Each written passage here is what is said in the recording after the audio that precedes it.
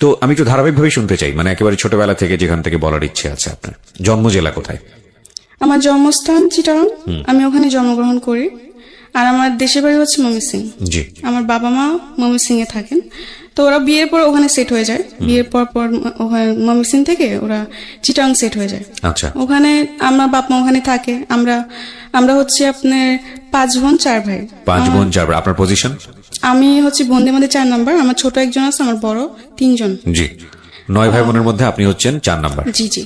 তো ওখানে আমি যখন আমার 7-8 বছর বয়স, 8 বছর না, ধরেন 6 থেকে 7 বছর বয়স, তখন আমরা ওই দেশ থেকে চলে আসি। জি। আমাদের ওখানে জমি জামা সব বিক্রি করে আমরা ময়মনসিংহে চলে আসি। আসার পর আসার পর এখানে আমরা ঘর দর তোলা হয়, বাড়ি করার পরে আমি স্কুলে ভর্তি হই। ঠিক আছে। এর মধ্যে বলে রাখি, আমার আব্বু, যেহেতু আমার কোনো বড় ভাই নেই, আমার আব্বু পুরা সংসার দায়িত্ব তার আচ্ছা, উপর। কি করতেন উনি? পেশায় কি ছিলেন? উনি আপনি রাঙামাটি এখনো করে, সেই কাজটা সে এখনো করে। রাঙামাটি হচ্ছে আপনি পাহাড় থেকে পাহাড়িরা বাঁশ কেটে দিবে, ওই বাঁশটা নিচে নামায় ট্রাকে ভরে এটা মানে বিভিন্ন জায়গায় পাঠানো হয়। আচ্ছা, এই কাজটাই মূলত করেন হ্যাঁ, উনি? আমার বাবা এটাই করে। আর এতে তার রোজ ইনকাম হচ্ছে আপনার 1000, 1200, 1500 টাকা রোজ ইনকাম হয়। আচ্ছা। ঠিক মতো করতে পারলে, তুমি না করতে পারে তাহলে খুব কম হয়। আচ্ছা। তো এই দিয়ে আমার ফ্যামিলি সংসার চলে আর কি। তো আমার বাবাও তো এত বড় সংসার, আমরা 9 ভাই বোন, ধরতে 11 জন টোটালি ফ্যামিলিতে। তো যাই হোক, টোটালি ফ্যামিলিতে 11 জন। তো আমার যিনি বড় বোন, ঠিক আছে, জি। সে আব্বুর উপর পুরা চাপটা পড়ার কারণে দেখা যাচ্ছে হয় না, হ্যাঁ। খুব কষ্ট করে সংসার চলে, এমনকি খুব প্রবলেমের মধ্যে যেতে হয়। ঠিক মতো খাওয়া দাওয়া খেতে পারে না বা ওষুধপত্র খেতে পারে না আম্মু। তো আমার বোন বলে যে বাসা বাড়ি চাকরি করবে, কাজ করবে সে। তো আমার বোন অনেক ছোট থাকতে বাসা বাড়ি কাজে করে। যখন মাসে 100 টাকা ছিল, তখন থেকে আমার বড় বোন বাসা বাড়ি কাজ করে। জি। আর আমার বড় বোনের পরে উনি যিনি ছোট ছিলেন তিনি চলে যায়। আচ্ছা, তারপরেও আমার বড় যিনি তিনি চলে যায়। এতে আমার আব্বু, মানে সবাই কি কাজের বাড়িতে বাড়িতে গিয়ে যে হ্যাঁ, না মানে একটা বাসায় থাকে। আচ্ছা, একটা বাসায় থেকে কাজ করতো? হ্যাঁ, কাজ করতো। আর খাওয়া দাওয়া সব ওদের উপর ছিল। ওকে। মাস শেষে যে স্যালারিটা দিত এটা বাড়িতে পাঠিয়ে দিত। তো এমনি করে আমাদের সংসার চলে। তখন তো আমি অনেক ছোট, আমি পড়াশোনা করছি স্কুলে। তো যখন আমি স্কুলে যেতাম, পড়াশোনার সাথে সাথে আমার ফ্যামিলি অনেক দায়িত্ব ছিল, যেহেতু আমি বোনদের মধ্যে বড় ছিলাম। আমার 3 বোন তো ঢাকায় শহরে থাকতেন, জি। চিটাগাংয়ে থাকতেন তারা। জি। আমাদের অনেক ঋণ ছিল, মানে ধার করে অনেক জন থেকে টাকা নেওয়া হতো। কারণ দেখা যাচ্ছে আমার আম্মু অনেক অসুস্থ ছিল। তো অসুস্থ থাকার পর আমার আম্মুকে হসপিটালে ভর্তি করানো হয়। তো তখন অনেক টাকা লেগে যায়, দেখা যাওয়ার পর ওগুলো ধার করে নেওয়া হয় লাভের উপরে। যে 5000 আনলে 6 মাস পরে 5000 টাকার মধ্যে 2500 টাকা লাভ দিতে হবে।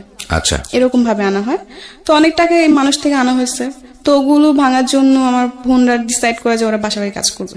তো স্কুলে যেতাম, তখন স্কুলে বসে বসে দেখতাম মাদ্রাসার মানুষ যেত, মানে মেয়েরা যেত বোরকা পরে, হাতে টিফিন কানি বাটি নিয়ে। তো আমার খুব ইচ্ছে হতো আমিও যদি যেতাম এভাবে, তো কত ভালো হতো। আমার স্বপ্ন ছিল, আমার ছোট থেকে একটা স্বপ্ন যে আমি পড়াশোনা করবো, কিছু একটা হব, নিজের পায়ে দাঁড়াবো। আমি পড়ার দিকে মানে পড়ার দিকে আরবি বলেন বাংলা বলেন দুই দিক থেকে ভালো ছিল। এগুলো খেয়াল রাখবেন প্রিয় শ্রোতা, একটা শিশু কোমলমতি মন নিয়ে পৃথিবীতে আসে এবং সব ভালো ইন্টেন্স গুলো নিয়ে দুনিয়াতে আসে। আমাদের সমাজ, আমাদের সিস্টেম, আমাদের পারিপার্শ্বিক অবস্থা কখনো কখনো এই চমৎকার মন নিয়ে আসা শিশুদের উপরে এমন বাস্তবতাকে চাপিয়ে দেয় যে তাদের জীবনটা দুর্বিষহ হয়ে যায়। বুঝতেই পারছেন আজকে যেহেতু সিক্রেটসে আছে, তার মানে নিজের ভুলগুলো নিয়ে এখানে এসছে। সো ধৈর্য ধরে এই বিষয়গুলো খেয়াল রাখবেন, যাতে করে ওর যখন মন্দ দিকগুলো এখানে রিভিল হবে, তাতে করে আপনাদের এই ভালো দিকগুলোর কথা মনে করে নিজের রিয়েলাইজেশনটা হয়। আমরা সবসময় যে কথাটা বলি যে একজন মানুষ যিনি এখানে কনফেস করছেন তার দিকে আঙ্গুল তোলা আমাদের উদ্দেশ্য নয়, তাকে শুনে তার জীবনের পরিণতি জেনে নিজে সচেতন হওয়াটাই মূলত আমাদের অনুষ্ঠানের উদ্দেশ্য। তো আমার খুব ইচ্ছে ছিল আমি যদি মাদ্রাসা যেতাম হবে, তাহলে তো আমিও টিফিন ক্যানি করে ভাত নিয়ে যেতাম। মানে আমার খুব শখ এগুলো, আমার ছোট থেকে যেমন কিছু কিছু শখ আমার খুব গেছিল। আমি জালি দিয়ে মাছ মারতে খুব পছন্দ করতাম। আচ্ছা, বিলেজে। বুঝতে পারছেন যে একেবারে গ্রাম অঞ্চলে বড় হওয়া। জি জি। তো আরো কিছু শখ আছে, যেমন শাড়ি পরা। মেয়েদের খুব কমন শখ। হ্যাঁ, যাই হোক এরকম কিছু শখ। আর ছোট থেকে আমি ছেলেদের সাথে চলাফেরা করতে বেশি পছন্দ করতাম। আচ্ছা। মেয়েদের সাথে আমার খুব কমই চলাফেরা হতো, ঝগড়া হতো বেশি। আচ্ছা। ছেলেদের সাথে আমি বেশি ফ্রি থাকতাম। ছোট থেকে আমার এরকম শখ, ঠিক আছে।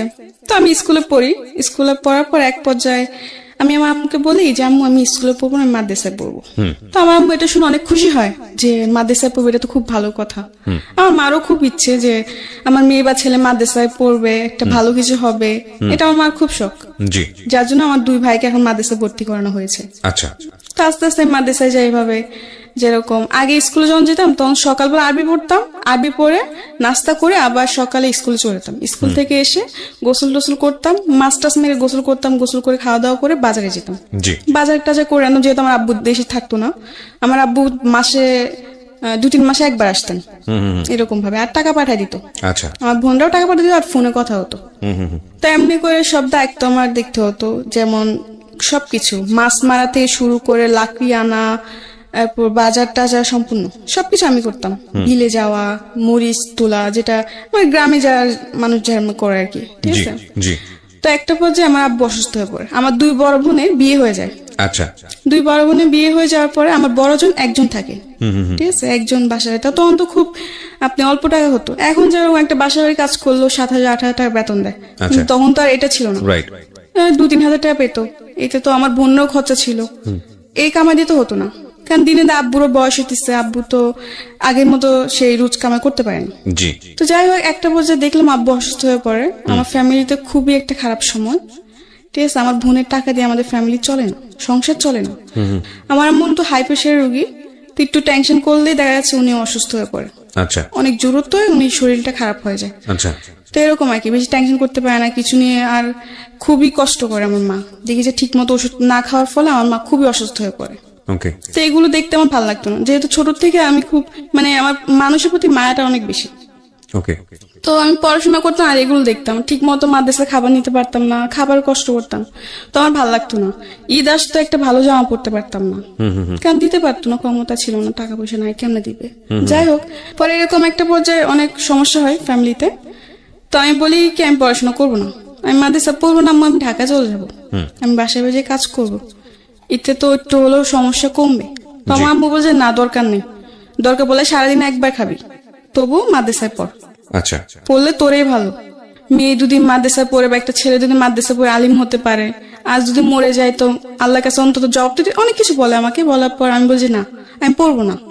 ছোট থেকে খুব শখ যে মানে 3 তলা 4 তলা বিল্ডিং দেখবো, দেখি নাই কোনোদিন, ঠিক আছে।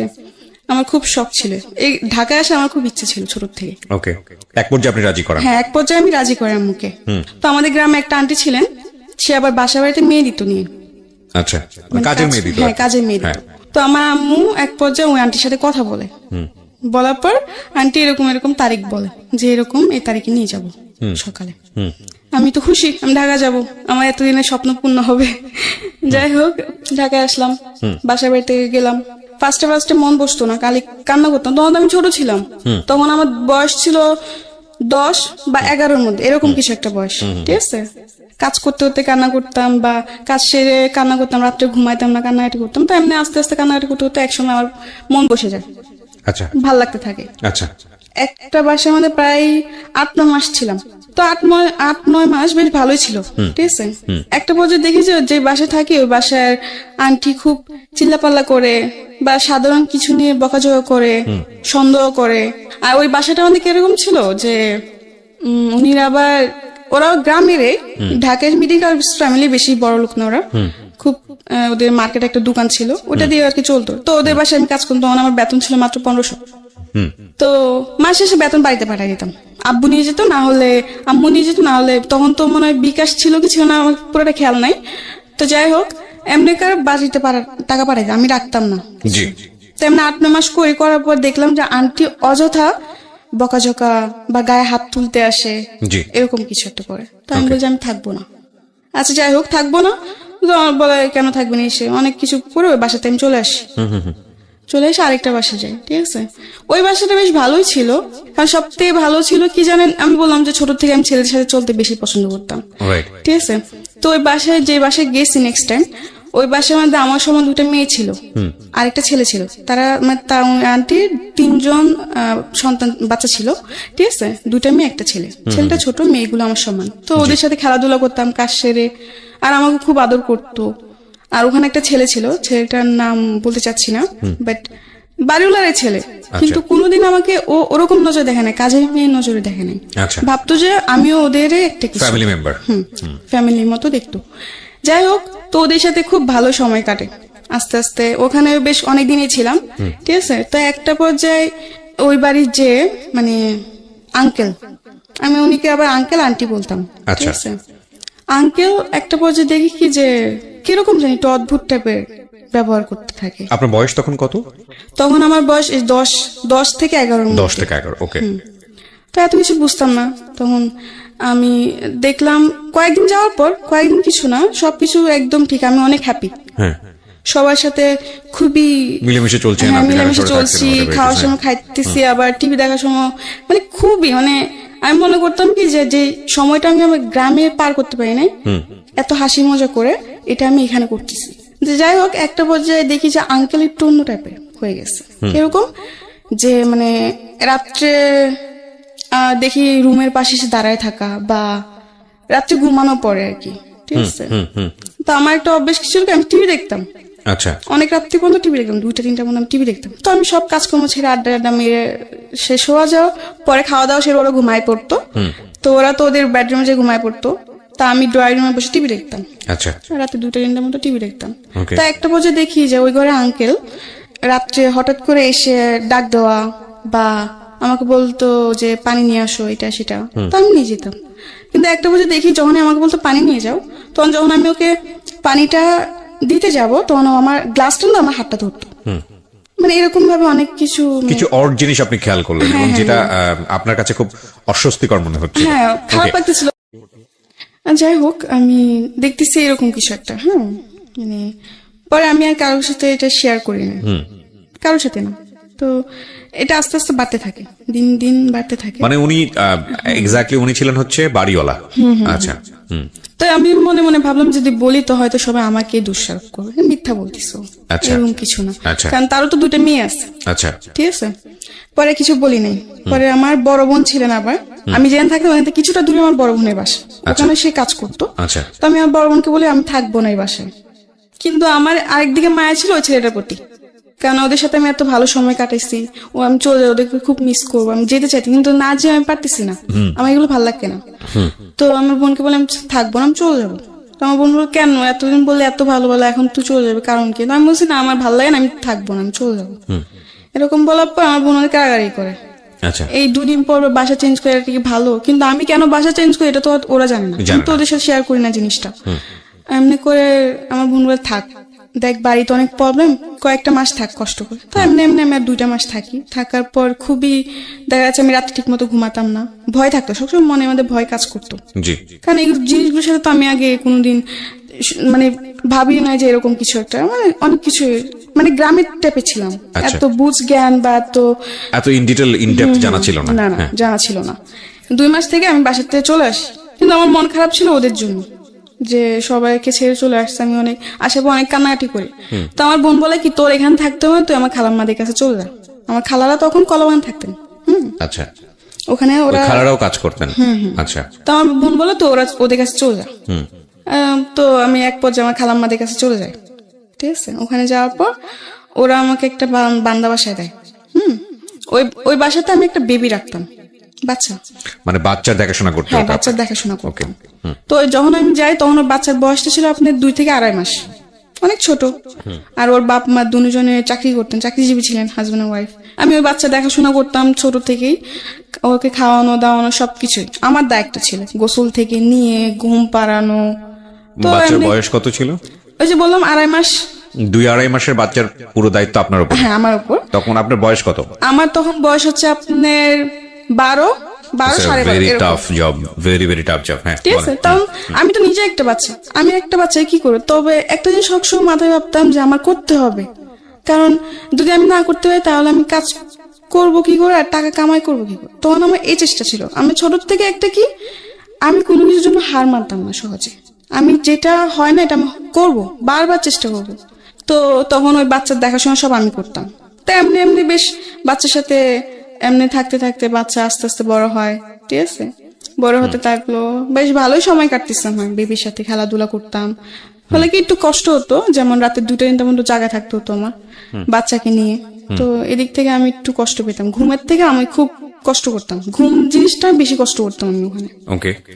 তো যাই হোক, এমনি করতে করতে 6-7 মাস কেটে গেল।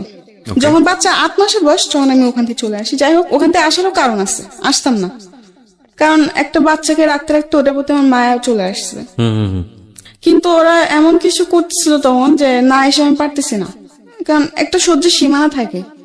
ওখানে কিছু প্রবলেম হতেছে যে বাচ্চা কান্না করতেছে কেন, এটা জবাব দিতে হবে আমার। এখন স্বাভাবিক, একসময় হাসবো একসময় কান্না করবো, এটাই তো নিয়ম। সবাই তো সবসময় হাসবে না, সবসময় কান্নাও করবে না, এটা তো ওদের বুঝতে হবে। কিন্তু ওটা বুঝে না। ওরা খাবার দিল, খাবারটা পুরোপুরি খায় না। সবসময় কি একটা মানুষ কি সবসময় খাবার শেষ করে উঠতে পারে? এটা বুঝবে না। বলে কি তুই বাচ্চাকে ঠিক মতো খাবার দাবার করাস না, এই করাস না, সেই করাস না, অনেক কিছু। মানে এগুলো নিয়ে আমার সাথে অনেক মানে খারাপ ব্যবহার করতে থাকে, অনেক রাফ ব্যবহার করে আমার সাথে। তো এগুলো আমার ভালো লাগে না। তখন তো আমি বেশ একটু হলো বড় ছিলাম, তো আমার এগুলো অনেক খারাপ লাগতো যে গরিব হয়েছে বলে এত অবহেলা, আমার এগুলো ভালো লাগতো না। পরে আমি কি করি, কিছু বলি না। তো একদিন বাচ্চাকে গোসল করাতে নিচ্ছে। হ্যাঁ, গোসল করাতে নেওয়ার পরে আমি একটা জিনিস ভুলে আনি নাই। গোসল করাতে নিতে হলে শ্যাম্পু, সাবান, তয়লা, অনেক কিছু, গোসলের যা যা আয়োজন সবকিছু আমার তৈরি করতে হতো। তো ওদিন আমি একটা জিনিস ভুলে আনতে মন নেই, ঠিক আছে। ওইটার জন্য ওই আপু আমার গায়ে হাত তুলতে আসে, আমাকে মারতে আসে। আচ্ছা। মারে নাই, ওর মা ধরে ফেলে, কিন্তু ওদিন আমার গায়ে এমন ভাবে নখ দিয়ে ধরে যে আমার পুরো নখের খামচি লেগে রক্ত বের হচ্ছে আমার হাতের থেকে। আচ্ছা, যাই হোক, পরে আমার কান্নাকাটি করি। তখন আমার খালাম্মাকে ফোন দিই, আমি থাকবো না। কেন থাকবি না? যে আমাকে মারতে আসছে। কেন মারতে আসছে? এই কারণ। তখন বলছে হয় এরকম মাঝে মধ্যে, থাক, এগুলো হয়। আমি বলছি না, আমি থাকবো না। এগুলো হয় মানে আমি এতদিন ধরে থাকি, এখন একটা ভুল হয়েছে দেখে ও আমাকে মারতে আসবে, এটা কোনো কথা? আমি রেগে যাই। তখন খালা বলছে আচ্ছা ঠিক আছে, যা, থাকবি না তো থাকার দরকার নেই। এখানে একটা বিষয় একটু ইন্টারাপ্ট না করলেই নয়, হয়তো অনেকে মন খারাপ করবেন আমার ইন্টারাপশন দেখে, কারণ গল্পের কন্টিনিউটি নষ্ট হয়। তারপর বিনীতভাবে বলছি, because this is very important. ছোট বাচ্চা যেসব কাজের লোক যারা টেক কেয়ার করে, তাদের কিন্তু শুধু ছোট বাচ্চার হ্যাসেলটা নিতে হয় না, আরেকটা ভয়াবহ রকমের হ্যাসেল আছে, সেটা হচ্ছে এই মায়ের হ্যাসেল। এই কারণে বলছি যে মা যদি প্রথম সন্তান হয়ে থাকে, খুব কনসার্ন থাকে তার উপর, বাচ্চাটার উপরে, এক। আর 2 নম্বর হচ্ছে মেডিকেলি আপনারা যদি যোগাযোগ করেন তাহলে দেখবেন ওই সময় শরীরে একটা হরমোন থাকে মায়েদের শরীরে, যেটা তাদের অনেক বেশি অ্যাংরি রাখে, অনেক বেশি রাগান্বিত রাখে। সো পান থেকে চুন খসলেই দেখবেন যে অনেক বেশি মেজাজ করছে। তো ওই হ্যাসলটাও কিন্তু ওই কাজের লোকের উপরে গিয়েই পড়ে। সুতরাং বুঝতেই পারছেন ইটস এ ডিফিকাল্ট জব। আমরা মাদেরকে নিয়ে কথা বলি, কিন্তু যখন এটা ডাইভার্ট হয়ে কাজের মানুষের উপর চলে যায়, তখন কিন্তু সেটা আরো ভয়ানক আকার ধারণ করে। এবং 12-13 বছরের ছোট্ট একটা কাজের মেয়ে, তার কিন্তু এই জিনিসটা বোঝার বিষয় না। সো খুব স্বাভাবিকভাবেই তার উপরে হ্যাসলটা অনেক বেশি হয়, যেটা ওর জায়গা থেকে কিছুটা হলেও আমার কাছে মনে হচ্ছে যে এরকম হলেও হতে পারে। হ্যাঁ, বলেন তারপর। পরে আমার খালাম্মাকে আনার পর আমার খালাম্মা বলে থাক, তার বলছেন আমি থাকবো না, আমার এগুলো ভালো লাগে না, আমার বাচ্চা রাখতে খুব কষ্ট হয়, আমার ঘুমে খুব কষ্ট হয়। আমি দেখা যাচ্ছে বাচ্চা রাখতে রাখতে বিকাল 4টা-5টা বেজে আমি দুপুরে খাবার খেতে পারি না। বাচ্চা ঘুমালে তবে আমার খেতে হবে, ঠিক আছে। এখন বাচ্চা না ঘুমালে এমনও দিন যায় 4টা-5টা বাজে আমি দুপুরে খাবার খেতে পারি না। আবার বোর সকালবেলা উঠতে হয়, রাত 2টা-3টা বাজে শুয়ে আবার বোর 6টা-7টার সময় উঠা অফিসে যাবে, তোর সবকিছু তৈরি করতে এমনি আমার খুবই কষ্ট হয়ে যায়, আমি অসুস্থ হয়ে পড়তেছিলাম। তো এমনি বললো আচ্ছা ঠিক আছে, আর 1টা মাস থাকতো, আর একটা বাসা দেখে তখন নিয়ে যাবো তোকে। তো আমি বলছি আচ্ছা ঠিক আছে। তো এমনি বলে আপুদের সাথে কথা বলে আমার খালাম্মা যে ঠিক আছে তোমরা একটা নতুন মানুষ দেখে নাও, আমার বোনজি থাকবে না, তো ওকে আমরা 1 মাস পর নিয়ে যাবো, তোমরা 1 মাসের মধ্যে আরেকটা মানুষ নিয়ে নাও। তো আচ্ছা ঠিক আছে। তো ওখান থেকে আমি চলে আসি। চলে আসার পর আমি আরেকটা বাসে যাই, ঠিক আছে। ওখানে যাওয়ার পরে ওখানে আপনি ছিল হচ্ছে আঙ্কেল আন্টি 2জন জব করতো, উনি 2 মেয়ে ছিল। 2 মেয়ে থেকে 1 মেয়ে বিয়ে হয়ে পড়ে শ্বশুর বাড়িতে, আরেক মেয়ে ভার্সিটিতে পড়ে, আচ্ছা, কলেজে পড়ে। তো আচ্ছা, ওখানে বেশ ভালোই কাটতেছে সময়।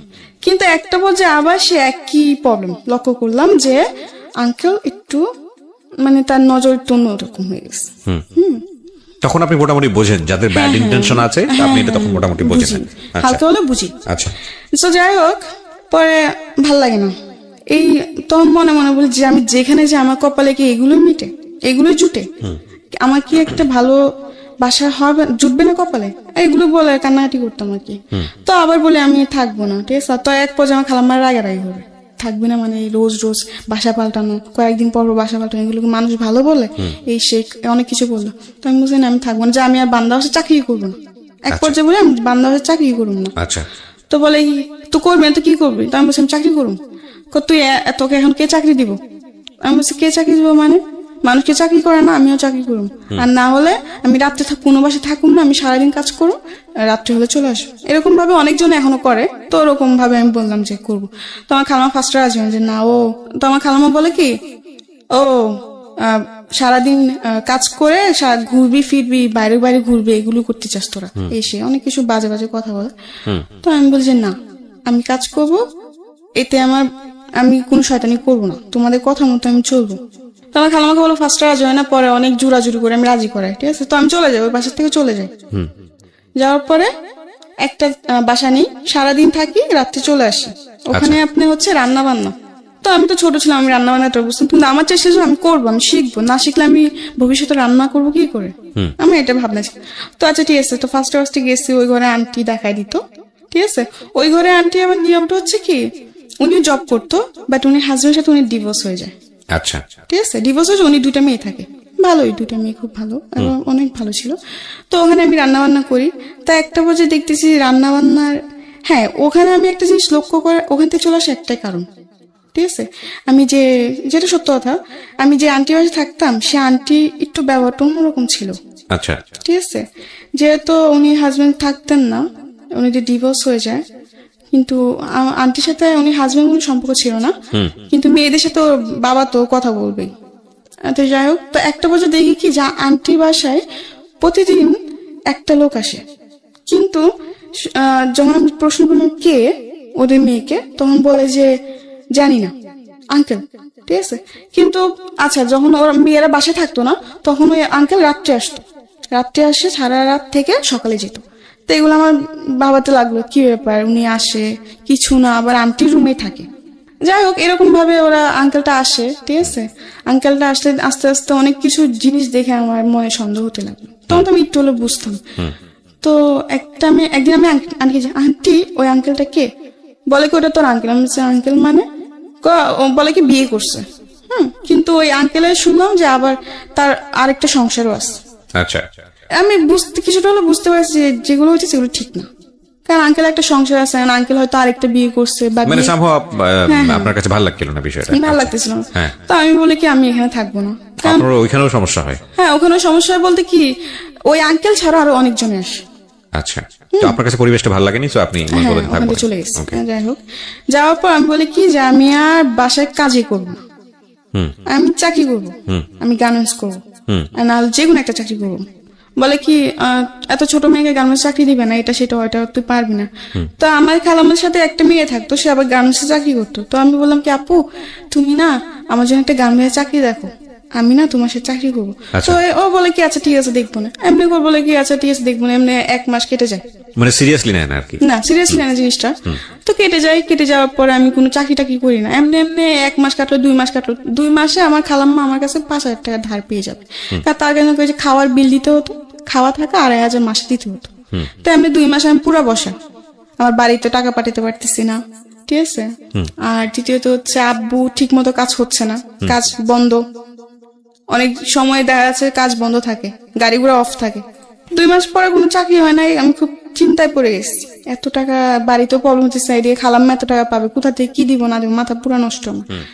তো একটা পর্যায়ে একটা হসপিটালে চাকরি আসে, মানে হসপিটালে দেখাশোনা করার জন্য এরকম একটা চাকরি আসে। তো আচ্ছা আমি কাগজপত্র জমা দিই, আমার জমা নিবন্ধন কার্ড ওখানে জমা দিই, আমি তো খুশি, যাই হোক একটা তো কাজ পাইছি। তখন ওখানে স্যালারি ধরছে আপনি 10,000, আমি তো আরো খুশি। যাই হোক 10,000 টাকা স্যালারি পর মাসে 5,000 টাকা বাড়িতে পাঠিয়ে দিব, আর 5,000 টাকা আমার নিজের জন্য রাখবো, আমি বেশ ভালোই। তো ঠিক আছে, ওখানে জবটা নিশ্চয় হয়েছে 8 ঘন্টা করে ডিউটি। আচ্ছা, তো আমি যেখানে থাকতাম ওখানে 3-4 জন নিশ্চয়ই এই একই কাজ, তো আমরা একই সাথে যেতাম, একই সাথে এমনি 1 মাস করে ওই জবটা, ঠিক আছে। করার পরে বাড়িতে বেশি প্রবলেম ছিল, তো 1 মাসে যা কামাই করছি ওই টাকাতে বেশিরভাগ আমি বাড়িতে পাঠিয়ে দিছি। পরে আমার কাছে ফোন ছিল না, তো একটা ফোন কিনলাম, তো এতে তো আমার খালাম্মার টাকা দেওয়া পড়ে নাই। তো এই 3 মাসের মধ্যে কত টাকা জমে গেছে। এরপরে একটা প্রবলেম হলো, ওই চাকরিটা চলে যায়, আমি ছাড়ি না চাকরিটা, মানে যারা এটা কিন্তু একটা আপনি একজনের ডিলের মাধ্যমে এটা আনা হয়, ঠিক আছে, বিভিন্ন জায়গায় দেয় কি লোক। তো ওদের মধ্যে একটা কি জানি প্রবলেম হওয়ার কারণে আপনার চাকরি চলে যায়। হ্যাঁ, আমরা সবার চাকরি চলে যায়, যাদেরকে চাকরি দিয়েছিল তাদের সবার চাকরি চলে যায়। তো এখন আমি আবার বসা, ঠিক আছে। আবার বলে রাখি, এই চাকরির মাধ্যমে ঠিক আছে একটা ছেলের সাথে আমার পরিচয়। ওই যে বললাম ফোন কিনছি, ঠিক আছে, ফোন কেনার পর টাচ ফোনে কিনছি কম দামি আর কি। ফোন কিনছি, পর আমার ফোনে প্রবলেম, আমি কারণ বাজার নিয়ে গেছি, ছেলেটার দোকানটা কারণ বাজার, ফোন সার্ভিসিং এ করে, আবার দেখা যাচ্ছে ফোনে গান টান লোডও দেয়, এরকম একটা। তো ওই ছেলের কাছে যাই, ঠিক আছে। তো দিন টাচ ফোন, মেমোরিতে প্রবলেম, সেটে ফ্লাশ দিতে হবে, পুরা সেট বাইরে সেগা হয়ে গেছে। তো ওই দিন আমার কাছে টাকা শর্ট ছিল, 250 টাকা না ফ্লাশে ছেলেটা। তো যাই হোক, ওই ছেলেটা কি করলো, আমার ফোন টোন পুরো ঠিক করে দিছে, ঠিক আছে। তো আমার কাছে টাকা পাবে হচ্ছে 450 টাকা পাবে, কিন্তু ওদিন আমার কাছে টাকা ছিল হচ্ছে 200। আচ্ছা, তো এখানে আরো অনেক টাকার পার্থক্য না। তো আমি ওই ছেলেটাকে বললাম কি, আচ্ছা ভাইয়া শুনেন, আমার তো পুরো টাকা আনি নাই, আপনি, ছেলেটাকে ফার্স্ট টাইম বলছি, জানেন ভাইয়া এত কিছু করতে হবে না, জাস্ট আপনি আমার ফোনটা ঠিক করে দেন হালকা ভাবে, যেন আমি কিছুদিন চলতে পারি, পরে আমি ঠিক করবো, আমার কাছে টাকা নাই বেশি। তো ছেলেটা বললো কি, সমস্যা না, আমি আপনাকে ঠিক করে দিই, আপনি পরে যে পরে টাকা দিয়ে দিন, এমনি বলে আর কি। পরে আমি নাম্বারটা দিই, নাম্বারটা দেওয়ার পর আমি বাসায় চলে আসি। আসার পর 2 দিন পর ছেলেটা আমাকে ফোন দেয়, ছেলেটা ফোন দেওয়ার পর আমাকে ভালো মন্দ জিজ্ঞাসা করে, আমি কে বল, এরকম তো পরিচয় দেয় আর কি। তো আমি বলছি আচ্ছা, তো আমি বললাম হ্যাঁ আমি ভালো আছি। এমনি এমনি আস্তে আস্তে ওর ফোন দেয়, ঠিক আছে। তখন আমি কোন ছেলের সাথে কথাবার্তা বলতাম না, আমি আমার গ্রামে একটা ছেলেকে লাইক করতাম, আচ্ছা আচ্ছা, পছন্দ করতাম আর কি, ওকে, কিন্তু কোনো প্রকাশ করিনি। তো যাই হোক, ওই ছেলেটা আমাকে ফোন দিতে থাকে এমনি আস্তে আস্তে। তো আমিও কথাবার্তা বলতে আমার খুব ভালো লাগতেছিল তখন। তো আমার কিছু অতীত আছে, এগুলো আমি বলি সবগুলোর সাথে। অতীত বলতে মানে আপনি কিছু ঘটনা ছেড়ে আসছেন? হ্যাঁ, কিছু ঘটনা আমি ছেড়ে আসছি, ওই ঘটনাগুলো আমি বলতে চাই। ওকে, প্রিয় শ্রোতা, আমরা একটু ফ্ল্যাশব্যাকে যাচ্ছি। আমরা একটা জায়গায় আছি, সেটা হচ্ছে এই ছেলেটার সঙ্গে মূলত এর পরিচয় ফোনের মাধ্যমে। যে ছেলেটার নামও বলেনি, প্রয়োজন হলে আমরা পরে জিজ্ঞেস করব। এই ঘটনার আগে কিছু ঘটনা আছে ওর জীবন ইম্পর্টেন্ট, যেটা আপনাদের জানা প্রয়োজন, সেই ঘটনায় আমরা আপনাদেরকে নিয়ে যেতে চাই। আচ্ছা, তো এমনি তো আমি ঢাকা শহরে বাসা বাড়ি কাজ করতাম, ঠিক আছে। তো একটা পর্যায়ে আমি এর মধ্যে কিছুটা সময় আমি দেশে ছিলাম, 5-6 মাসের মধ্যে, মানে 5-6 মাসের মধ্যে আমার দেশের যে থাকা ঘটনাগুলো সেগুলো বলবো। মানে এতটা আমার ফ্যামিলি থেকে আমি কেন দূরে চলে আসা, এই ঘটনাগুলো আমি বলতে চাইতেছি, ঠিক আছে। মানে যাই হোক, পরে এরকম হওয়ার পর আমি দেশে চলে যাই, ঠিক আছে। তো দেশে চলে যাওয়ার মানে পরে মানুষের বাসায় কাজ করতে করতে একসময় আপনি দেশে চলে যান? হ্যাঁ, দেশে চলে যাই, যে এসব টর্চার আমার ভালো লাগে না, ঠিক আছে, ভালো লাগে না দেখে আমি দেশে চলে যাই। দেশে চলে যাওয়ার পরে আমার খালারা রাগারাগি করে, তুই দেশে চলে যা। খালা রাগারাগি করে দেখে আমি দেশে চলে আসছি, ঠিক আছে। দেশে চলে আসি, আসার পরে আম্মু বলে কি ব্যাপার তুই চলে আসলি এসে। আমি বলছি মা এমনি চলে আসছি, ভালো লাগে না, আমি আর ঢাকা শহর যাবো না, কাজ করবো, আমি আবার আরবি পড়বো, কোরআন শরীফ নিবো, আমি কোরআন শরীফ পড়বো। আমি আম্মুকে বলে এরকম, আম্মু বলে আচ্ছা ঠিক আছে, কয়েকদিন বাড়িতে থাক, পরে আবার চলে যা। আচ্ছা, আমি বলে আচ্ছা। তো আমি এক পর্যায়ে বলে আচ্ছা, পরে বলি যে না যাবো না। তো আমার আম্মু বলে কি যাবি না মানে? আর আমি ছোট থেকে শান্ত ছিলাম, কিন্তু যখন আমার 12-13 বছর বয়স, তখন থেকে আমি অনেক দুষ্ট হয়ে গেছি। দুষ্ট বলতে কি, গ্রামে যাওয়ার পরে এদিকে দৌড় মারতাম, ওদিকে দৌড় মারতাম, একটু হলো তো আমি বড় হয়েছি। দুরন্ত ছিলেন আর কি? হ্যাঁ, দুরন্ত ছিলাম। মানুষ এটা বলতো ওটা বলতো, গ্রামে তো দেখা যাচ্ছে 12 বছর মেয়ে অনেক বড় হয়ে যায় তাদের জন্য। তো যাই হোক, পরে আমার আম্মু বলে কি এমনি তো আর রাখা যাবে না, আমি দুষ্টুমি করে দেখে মানুষ বিচার দেয়, আমার আম্মুর কাছে বিচার দেয়। তো আম্মু বলে কি এমনি তো আর রাখা যাবে না। আবার আমি বলে কি আমার দুলাভাই তো ছোট থেকে আমাকে খুব আদর করে বড় করছে। হ্যাঁ, আমি খুব আদরের শালী। যখন আমি ঢাকা চলে যাই, আমার দুলাভাই খুব রাগ করে, কেন ঢাকা পাঠাই দিছে। আচ্ছা, না আমাকে তো পাঠাই, আমি তো নিজে গেছি ঢাকায়। তো যাই হোক, তো আমার দুলাভাই আমাকে নিয়ে, আমার প্রতি আমার দুলাভাই খুবই গেছিল, দুর্বল ছিল। দুর্বল বলতে কি, যে বোন হিসাবে অনেক আদর করতো, আমার বোন হিসাবে আমার প্রতি অনেক দুর্বল ছিল আমার দুলাভাই। আচ্ছা, আমিও তার প্রতি ছিলাম। তো যাই হোক, পরে এরকম চলতে থাকে, ঠিক আছে। তো একটা পর্যায়ে আমার ফ্যামিলি, তখন আমি গ্রামে, ঠিক আছে, আমার বোন জামাইরা, আমি বাড়িতে যাওয়ার পর আমার বোন জামাই, আমার ভাগ্নারা সবাই আমাদের বাড়ি চলে আসে, সবাই একসাথে থাকি। তো একটা পর্যায়ে কি হয়, একদিন আমার দুলাভাই কাজ করতেছেন, তো আমি কি করলাম, শয়তানি করে পিছের থেকে উনিকে জাবড়াই ধরলাম, কোমরে ধরে হাসতেছি, শয়তানি করতেছি। এটা আমার মামি দেখতে পারে। আচ্ছা, মামি দেখতে পায়, মামি দেখার পর আমার আম্মুকে যে এটা বলে, আমার আম্মুকে আর আমার বোনকে এই জিনিসটা বলে।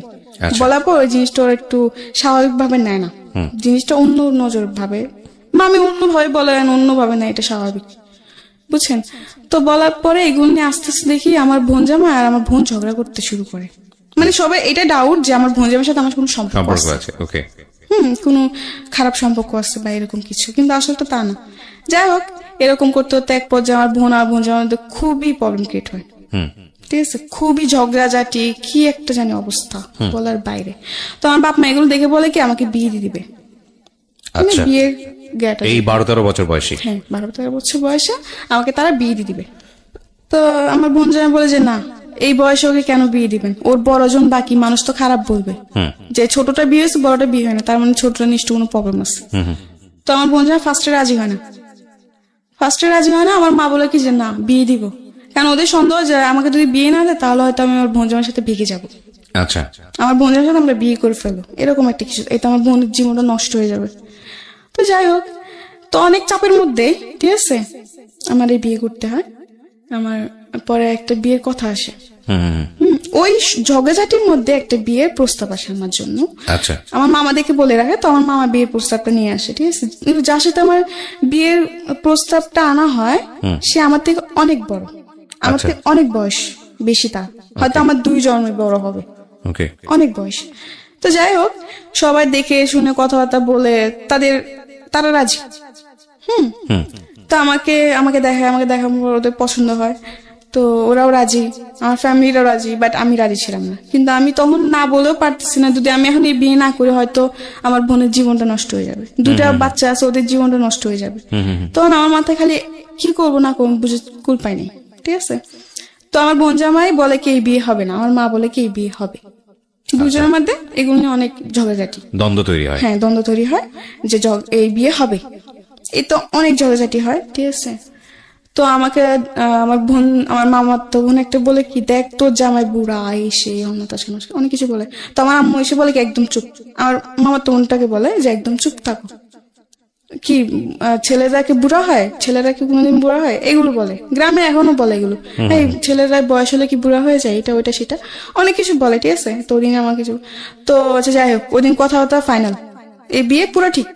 ঠিক আছে, আমার তো একবার জানার চেষ্টা করেন যে আমি এই বিয়েতে রাজি কিনা, আর তখন রাজি না হওয়ার পর ছাড়াও তো উপায় ছিল না আমার। আচ্ছা, যাই হোক, পরে আমি এই বিয়ের জন্য আমার, হ্যাঁ, কথাবার্তা শেষ, বিয়ের ডেট সব ফিক্স, 1 সপ্তাহের মধ্যেই বিয়ে। এর মধ্যে ওরা চলে যাওয়ার পরের দিন আমার বোন জামাই বলে কি এই বিয়ে হবে না, আর যদি জামাই আসে তো জামাইকে রাস্তা থেকে পা ভেঙে আবার বাড়িতে ফিরাই দিব। আপনার বোন জামাই? হ্যাঁ, আমার বোন জামাই বলে।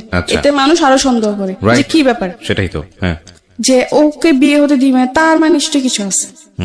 তো আমি আমার বোন জামাকে বলে, থাক দুলা ভাই, আপনি কিছু করতে হবে না, আমি এই বিয়েতে খুশি। আমার বোন জামাকে ডেকে নিয়ে বলে, মটটট খেয়ে এসে ডেকে নিয়ে আমাকে বলে কি, তুই কি এই বিয়েতে রাজি, তুই এই বিয়েতে খুশি? আমি বলছি হ্যাঁ, আমি অনেক খুশি, আপনি এসব নিয়ে আর গ্যাঞ্জাম করেন না, থাক, আমি চাই না কোনো গ্যাঞ্জাম হোক। তো এগুলো বলার পর অনেক কিছু বলে, আমার বাপ মা বলে তুই ভাইবা চিন্তা বল, তুই তো খুশি? আমি বলছি হ্যাঁ আমি খুশি, কারণ তখন এছাড়া আমার উপায় ছিল না। ঠিক আছে, এছাড়া আমার কোনো উপায় ছিল না।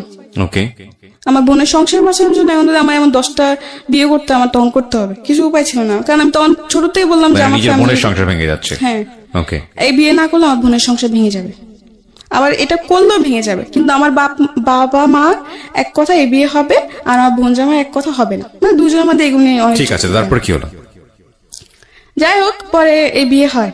ঠিক আছে, কিন্তু আমার বিয়েতে কাবিন না হওয়ার কারণ হচ্ছে যে আমার বয়স হয়নি, কাবিন দেওয়ার মতো বয়স হয়নি, 18 বছর না হলে কাবিন হবে না।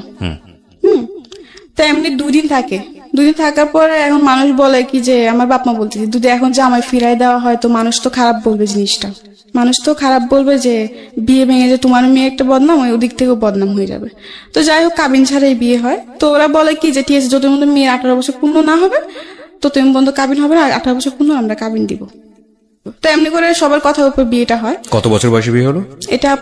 তখন আমি 13তে পড়তেছেন এই অবস্থায়? মানে 13 শেষের দিকে, মানে 14 এরকম কিছু একটা। ওকে, বুঝতে পারছেন ওর বয়স 17 পার হয়েছে, 18 পড়েনি এখন পর্যন্ত। ওর জীবনের অনেক ঘটনা এখনো বাকি, আমরা শুনবো, এবং এই বয়সে ওর বিয়ে হয়েছে। তো আমার বিয়ে হয়ে যায়, বিয়ে হয়ে যাওয়ার পর আমি শ্বশুর বাড়িতে যাই। ঠিক আছে, আবার বলে রাখি আমার হাজবেন্ডের তো 6 ভাই 1 বোন, বোন মারা যায়, ওরা 6 ভাই থাকে। ঠিক আছে, তো 6 ভাইয়ের মধ্যে ও 2 নাম্বার ছিল, সবার বড় আমি ছিলাম। হ্যাঁ, বয়স হতো ছোট হতে পারি, হমলে তো সবার বড় ছিলাম। সবাই ভাবি ভাবি বলতো আমাকে, কিন্তু তখন তো আমি কিছুই বুঝতাম না, গ্রামে কোনো কাজ কমে পারতাম না, আচ্ছা, রান্না বান্না কিছু, রান্না তো আমি পারতাম কিন্তু ওটা তো লাকড়ি চুলা তো রান্না করা অনেক সহজ না, কঠিন, আগুন লেগে যাওয়ার ভয়। যাই হোক, বিয়ে করার পরে দেখলাম হ্যাঁ এটা ঠিক যে আমি হয়তো মন থেকে মানতে পারি নাই, কারণ আমার প্রতিটা মেয়ের স্বপ্ন থাকে, তো আমার কিছু স্বপ্ন ছিল। পরে বিয়ে হয়ে যায়, বিয়ে হয়ে যাওয়ার পর শ্বশুর বাড়িতে যাই, ঠিক আছে, তো এমনি এমনি একটা মাস বেশ ভালোই কাটে। একটা মাস খুবই মানে আমার আদর যত্ন কোনো দিক থেকে আমাকে সে কষ্ট দেয় নাই। আচ্ছা, ঠিক আছে, তো 1 মাস পর মেয়ে আসে, আবার বলে রাখি তো 2টা মেয়ে আছে, ওই 2টা মেয়েরও বিয়ে হয়ে গেছে শ্বশুর বাড়িতে। আচ্ছা, মানে ওই লোকটার বয়স কত থাকে তখন? তখন আপনি 40 মানে 50-এর কাছাকাছি। মাই গুডনেস, ওর হাজবেন্ডের বয়স ছিল 50-এর কাছাকাছি, এবং উনি আপনি কত নম্বর ওয়াইফ ছিলেন ওনার? 4 নম্বর। 4 নাম্বার। চিন্তা করে দেখেন অবস্থা। ওকে, বলেন তারপর। 4 নম্বর ওয়াইফ, কিন্তু এটা কেউ জানতো না যে ওর 3টা বিয়ে করছে আগে, আপনার ফ্যামিলি কেউ জানতো না? না, সবাই এটা গোপন করছে। ঠিক আছে, ওকে, গোপন করে কেউ জানে না, সবাই জানে যে একটা বিয়ে করছে, বউ পালায় চলে গেছে, এই জন্য সে আরেকটা বিয়ে করে এমনি তার একা থাকা যায় না, কেউ তো দরকার। তো যাই হোক, এমনি করে বিয়েটা করে। একটা মাস পুরোপুরি ঠিক, 1 মাস পর ওর মেয়ে আসে, তো মেয়ে আসে, আমি রান্না বান্না করি যেটুকু পারি, আমার ক্ষমতা যেটুকু আমি রান্না বান্না করি। আর আমার হাজবেন্ড একটা অভ্যেস কি ছিল, ওর মেয়ে এসে কিন্তু কোন ছেলে সন্তান নাই। আচ্ছা, ও সবসময় খালি বলতো যে আমার ছেলে লাগবে, আমার ছেলে লাগবে, খালি ছেলে ছেলে করতো।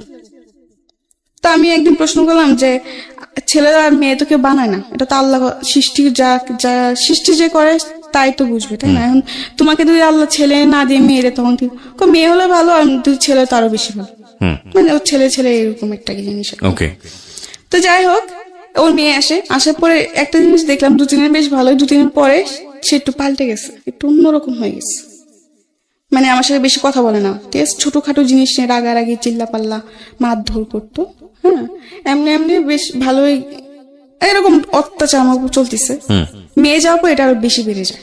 আচ্ছা, বন্ধুদেরকে নিয়ে বাসায় মদ নিয়ে এসে আড্ডা মারা, ঠিক আছে, রাতে 2টা-3টা পর্যন্ত আড্ডা দিত, আমাকে ঘুমাতে দিত, নিজেও ঘুমাতো না, তাদের জন্য আমার বসে থাকতে হবে। এইসব আড্ডা শেষ হওয়ার পরে ও বন্ধুদেরকে বিদায় দিয়ে পরে ও ঘরে আসবে, পরে আমাকে ঘুমাতে হবে, আমি আগে ঘুমাই গেলে এটার জন্য আমাকে বকবে, আমি আগে কেন ঘুমাই যাই, এরকম ভাবে আমার উপর অনেক অত্যাচার করে সে। ঠিক আছে, এমনি এমনি প্রায় 2-2.5 মাস কাটে। আমার হাজবেন্ড বাসায় আমি 3 মাসও থাকি না। ঠিক আছে, তো 2.5 মাস পর আমি জানতে পারলাম যে আমি মা হব। মাই গুডনেস, আমি প্রেগনেন্ট, আমি মা হব। 2.5 মাস তখন আমি বুঝতে পারতাম না তখন। তো একদিন হঠাৎ করে খুব মাথা ঘুরতেছিল, মানে মাথা ঘুরতো, বুঝতে পেরেছি আপনি যে সিমটমটা বুঝতে পেরেছেন যে আপনি মা হবেন। হ্যাঁ, তারপর কি হলো? পরে ও তো খুশি, এটা সবাই জানতো না, খুব কমই জানতো, সবাইকে তো ওটা জানানো হয় নাই।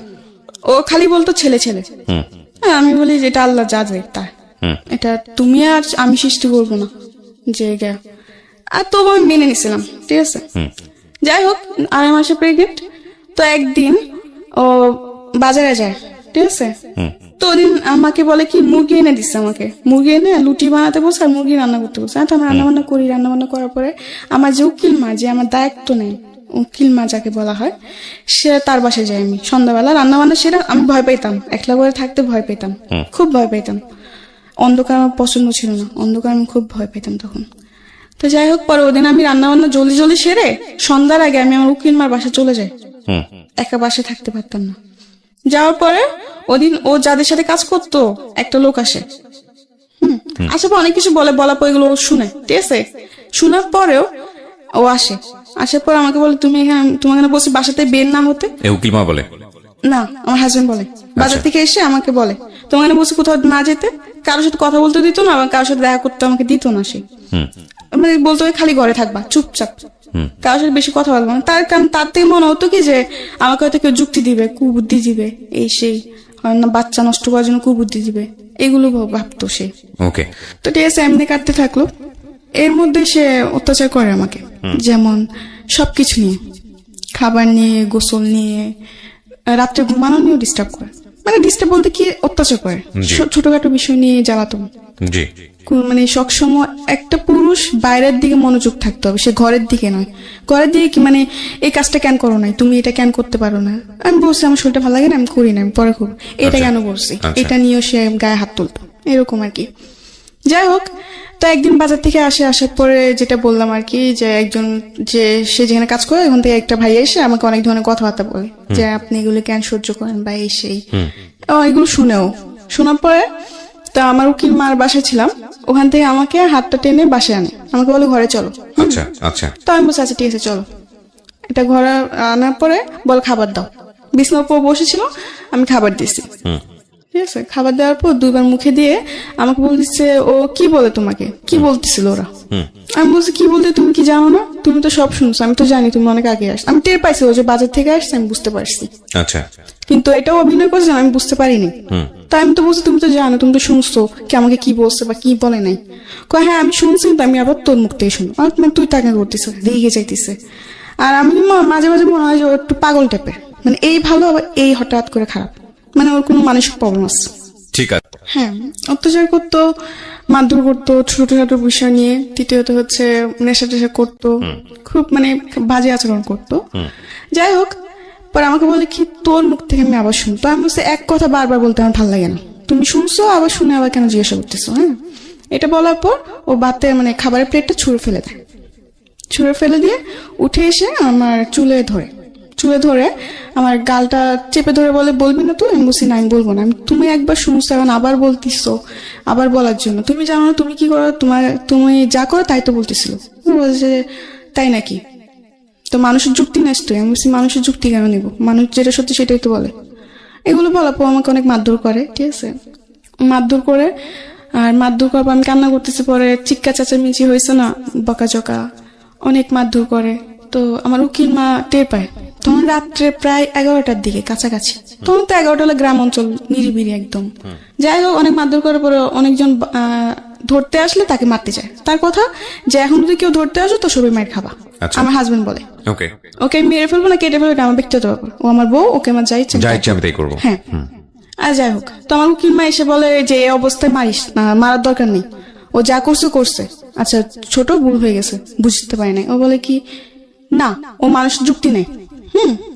আর আমার উপর সন্দেহ করতো, ও ভাবতো যে অন্য কোনো ছেলের সাথে হয়তো আমার সম্পর্ক আছে। আচ্ছা, এটা সন্দেহ করতো।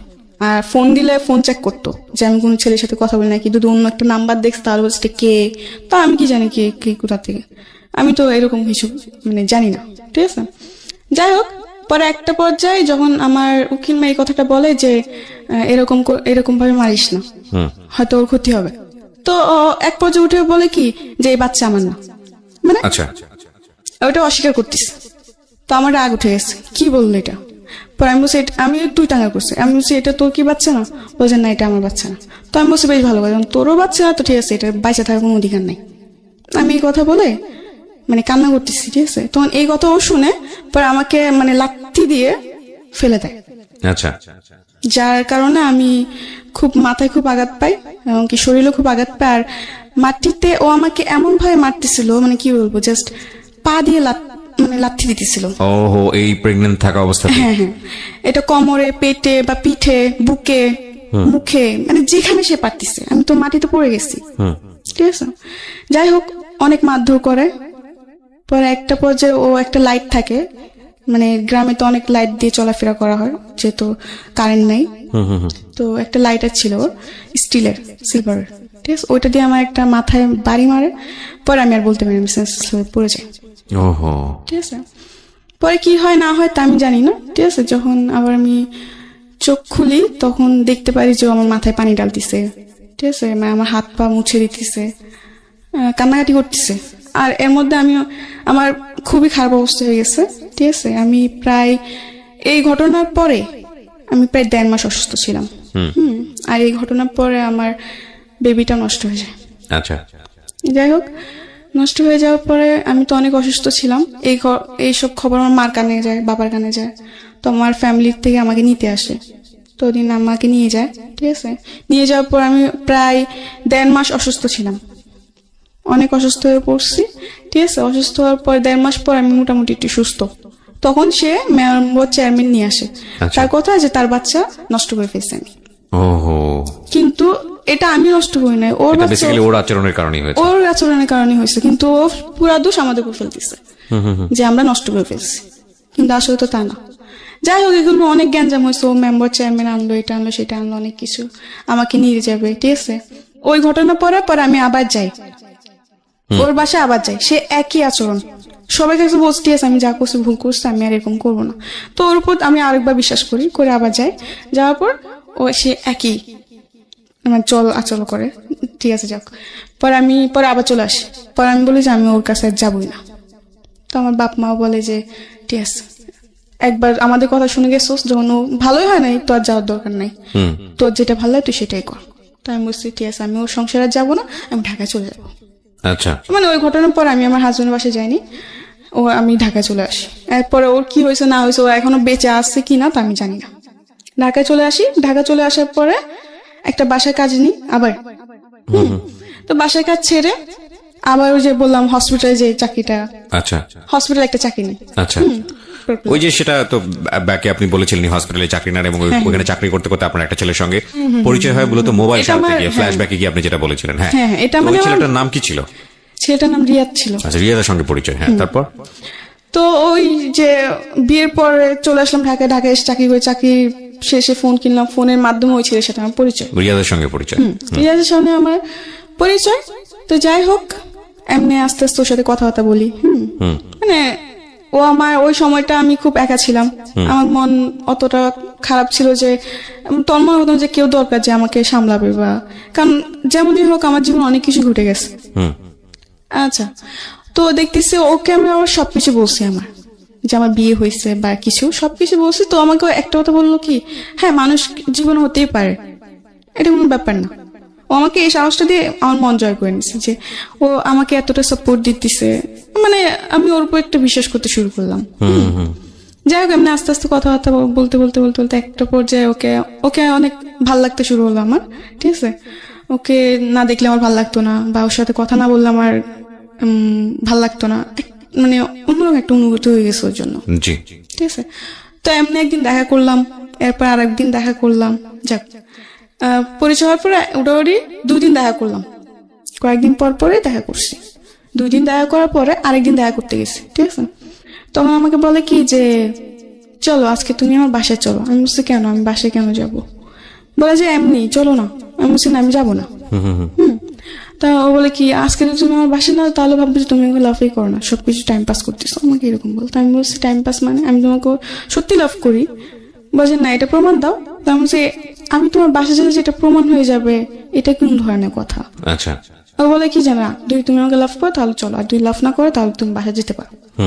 আমাকে 2টা অপশন দিচ্ছে। আচ্ছা, তাও আমি বলছি আচ্ছা ঠিক আছে, যখন তুমি এটাই বলতেছো যে তোমার ভালোবাসার প্রমাণ দিচ্ছ, তোমার সাথে তোমার বাসায় যেতেই হবে, আচ্ছা ঠিক আছে আমি তোমার বাসায় যাব। এটা বলে ও আমাকে নিয়ে বাসে উঠলো। তখন খালি শ্যামলী শ্যামলী নামই শুনছি, শ্যামলী কোন জায়গায় এটা আমি জানতাম না। তো ওদিনও আমাকে শ্যামলীতে নিয়ে যায়, বাসার নাম দিয়ে শ্যামলীতে নিয়ে যায়। আচ্ছা, শ্যামলীতে নিয়ে যাওয়ার পরে হোটেলে ঢুকবে, তখন আমি ঢুকতে চাই নাই। আমি বলছি তুমি বলছো বাসা, এটা কোন জায়গায় নিয়ে আসলে? বলে এটা শ্যামলী। আমি বলছি এটা কার বাসা? এটা বাসা, এটা হোটেল।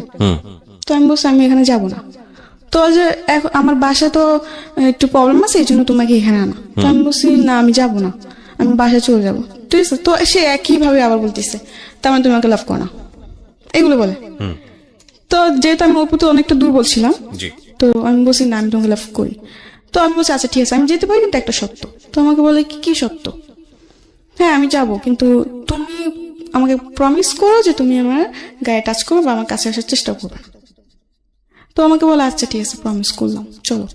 আচ্ছা বেশ ভালো কথা। ওদিন গেলাম, বাসায় অনেক মিথ্যা কথা বলছে খালাম্মাদের সাথে। অনেক মিথ্যা কথা বলতে কি আমি বলছি দেখো আমার একটা বান্ধবীর বার্থডে, তো আমি ওদের বাসায় থাকবো। তো আমার খালাম্মা বলে কিসের বান্ধবী, আজ পর্যন্ত তো কোনদিন শুনি না এই কথা, আজকে হঠাৎ? আমি বলছি সবসময় শুনতো এটা কোন কথা, মানে অনেক কিছু জবাব দিই। দেওয়ার পর বলে যে আচ্ছা ঠিক আছে। মা আমার খালাম্মা সকাল সকাল চলে আসিস, বেশি ইয়া করিস না, এরকম বলে, ঠিক আছে। তখন আমি বলি যে আচ্ছা ঠিক আছে। এটা বলে খালাম্মাদের ফোন দিয়ে বলে দিই। বলে দেওয়ার পর ওদিন আমি ওদিন শ্যামলিতে যাই। যার পর আমাকে হোটেল নিয়ে উঠার পর একটা রুম বুকিং করে ও বিরিয়ানি আনায়, 7 আপ আনার পর আমাকে ও নিজের হাতে বিরিয়ানি খাওয়া দিচ্ছে। আমি বলছি আমি খাবো। ও বলছে না আমি খাওয়াই দিই। ওদিন এত ভালোবাসা কোথাতে উতাল দিয়ে চলে আসছে আল্লাহ জানে। আমার নিজেরও খুব অবাক হইতেছিল ওদিন যে যেই ছেলে ঠিক মতো কথাও বলতো না এখন নাকি সে আমাকে ভাত খাওয়াই দিতেছে। বাহ, ভালোই।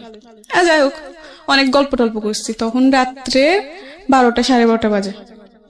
আপনার হোটেলের গেট তালা মেরে ফেলে 10টা 10:30টার দিকে ঢুকলেও নাকি বুড়াই নিকারে ফটোকপি টটোকপি লাগে। তো আমরা যেদিন গেছি ওদিন কিছু লাগে নাই, ঠিক আছে। ওদিন জাস্ট একটা লোক আসছে, এসে কিছু নাম টাম নিয়ে একটা ফটো নিয়ে রুমটা বুকিং দিয়ে দেয়। ওকে, ঠিক আছে। আচ্ছা, যাই হোক, খাওয়া দাওয়া সেরে আমরা গল্প টল্প করে টিভি টুভি দেখে, তো আমার ঘুম আসতেছে রাত্রে 12:30 1টা বাজে তখন। তো আমি বলছি আমি ঘুমাবো, তোমার যাচ্ছে ঠিক আছে ঘুমাবো। তো আমি বলছি তুমি ওই সাইডে ঘুম, আমি এই সাইডে ঘুমাই, এরকম ভাবে আর কি শুলাম। শোয়ার পর রাত্রে 2টা 2:30টার দিকে দেখলাম যে সে মানে তার মতলব বেশি ঠিক না।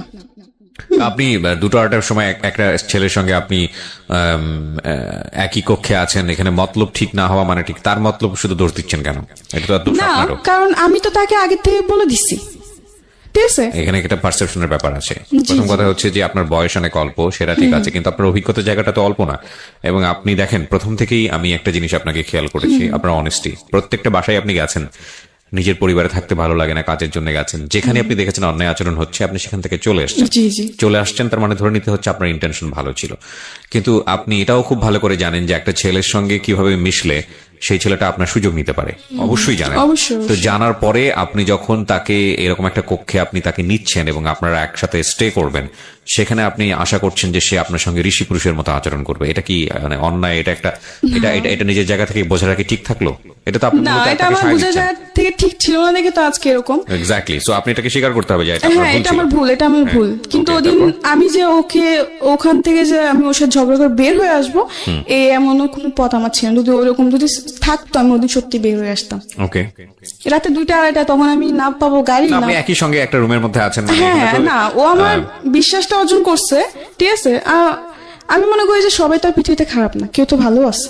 ঠিক আছে, বলেন তারপর। আপনার এরকম জায়গাতে যাওয়াটাই উচিত হয়নি, এখানে গিয়ে তাকে হ্যাঁ, টেস্ট আমার করার দরকার এরকম ছিল না। যাওয়াটা উচিত হয়নি। এটা আমি অপরাধ নিজেকে দোষারোপ করি যে আমার একটা মিস্টেকের কারণে এরকম হয়েছে, ঠিক আছে। এটা আমি নিজেকে দোষারোপ দিই, এটা আমার দোষ, এটা কারো দোষ না। যাই হোক, পরে গেলাম, ও আমার সাথে অনেক মানে খারাপ আচরণ করে, ঠিক আছে। মানে ওর সাথে আমার কি বলবো। ঠিক আছে, আমরা বুঝতে পেরেছি বিষয়টা। তারপর আচ্ছা, যাই হোক, পরে ওদিন সকালে আমি খুব কান্নাকাটি করলাম যে তোমার উপর আমি এত বিশ্বাস করলাম আর তুমি এমন একটা কাজ করতে পারলা কি করে। বলে কি যে এটা তো স্বাভাবিক, এটা তো কিছু না, আর আমি তো তোমাকে লাভ করি, এমনকি তোমাকে বিয়ে করবো। আমাকে অনেক কিছু দিয়ে মানে আমার কান্না থামায়। তো ও আবার আমার খালাম্মাদের সাথে দেখাও করতে আসছে। আমার খালাম্মা অসুস্থ ছিল, তো দেখা করতে আসছে। মানে অনেক কিছু ওদিন অনেক কিছু বুঝ দিল, ঠিক আছে। পরে ওরা অনেক কিছু কাজ করলো যেটা দেখে ওর প্রতি একটু আমি বিশ্বাস হয়ে গেছিল যে না, ও যা করছে করছে, মানলাম ভুল করছে, হয়তো আমারও কিছু অপরাধ ছিল তার জন্য এরকম হয়েছে। কিন্তু এখন তো আমাকে ছাড়ে নাই, ও তো এখনো আমার সাথে আছে, এমনকি আমরা বিয়েও করবো। আমি বেশ ভালোই। তাই আমরা দেখা যাচ্ছে কয়েকদিন পর পরে আমাদের যাওয়া হতো, ঠিক আছে। ও আমাকে 2 দিন আগে জানাই দিত, আমি ওরকম ভাবে বাসার থেকে তৈরি হয়ে চলে যেতাম। আচ্ছা, এরকম উড়াউড়ি অনেকদিন চলতে থাকলো, ঠিক আছে। চলার পরে একটা পর্যায়ে আমার খালাম্মারা সন্দেহ করতে শুরু করে যে আসলে তুই কোথায় যাস, কার সাথে যাস। না এরপর আপনার রেগুলার এটা মেইনটেইন করতে। হ্যাঁ হ্যাঁ, রেগুলার বলতে ধর মাসে 2-3 বার এটা হতোই। যাই হোক, পরে আমার খালাম্মারা বকাঝকা করে যে তুই তো আর আগে এরকম কোনোদিন এরকম করিস না, তাহলে এখন কেন করতেছিস। তো আমি বললাম যে এমনি, অনেক কিছু বলে। পরে আমার খালাম্মা আমার সাথে ঝগড়া করে আমাকে এমনকি মারতেও আসে। যখন ওই ছেলের ব্যাপারে জানতে পারলো, কিন্তু এইসব সম্পর্কের ব্যাপারে ছেলের সাথে এটা জানতো না, কিন্তু এটা জানতো যে ওই ছেলের সাথে আমি কথা বলি। তো একটা পর্যায়ে আমার ফ্যামিলি যখন জানতে পারে, মানে আমার খালাম্মারা, যেমন আমার মামাতো ভাই, চাচা চাচা চাচা নাই, আমার জ্যাঠা আছে, যাই হোক, আমার খালাতো ভাই, ওরা যখন জানতে পারে তখন আমাকে একটা কথা বলছে যে ওই ছেলে ভালো না, তো ওই ছেলের সাথে কথা বলিস না, জীবনে তো অনেক কিছুই করছোস, অনেক কষ্ট তো দেখছোস, এখন আর ওর সাথে মিশিস না, ওর তো জীবনে ধ্বংস করে দিব। আমাকে এইসব কথা আমি জানা না, ও এরকম কখনোই করবে না। আমি বিশ্বাস ছিল, ঠিক আছে। ও আমার খালাম্মাদের সাথে দেখা করতে আসে, তো ওদিন খালাম্মা দেখা করতে আসে ফল ফ্রুট নিয়ে টিয়ে, অসুস্থ ছিলেন, আমার খালাম্মা হার্টের প্রবলেম ছিল, ডাক্তার গেছিল। যাই হোক, আসার পর আমার খালাম্মার সাথে কথাবার্তা বলে, তো আমার খালাম্মা একটা কথাই বলে যে ওই ছেলে ভালো না, তো ওর সাথে চলাফেরা করিস না, তো ওর সাথে দূরে চলে যা, মানে ওর থেকে তুই দূরে চলে যা, কারণ ও তোর জন্য ভালো ছেলে না, ওর মতলব অন্যরকম, আচ্ছা। আমার খালাম্মা বললো আর কি। তো আমি আমি কি যে বলো, তোমাদের সবই খারাপ হয়ে যায়, সবই তোমাদের জন্য খারাপ। তো আমার খালাম্মা বললো যে আজ তো বুঝতেছ না, কিন্তু একদিন বুঝবি ঠিকই, কিন্তু সেদিন বুঝে কোনো লাভ হবে না। তো আমার এসব কথা বলার পর আমি কিছু বলি না, ঠিক আছে। তো যখনই ওর সাথে দেখতেছি যে আস্তে আস্তে ওর সাথে দেখা করাটা আমার বেশি বাড়তেছে, অতিরিক্ত। এটা মানে আমি যে এলাকায় থাকি ওই এলাকায় মানুষের নজরে পড়তেছে। পড়ে গেছে।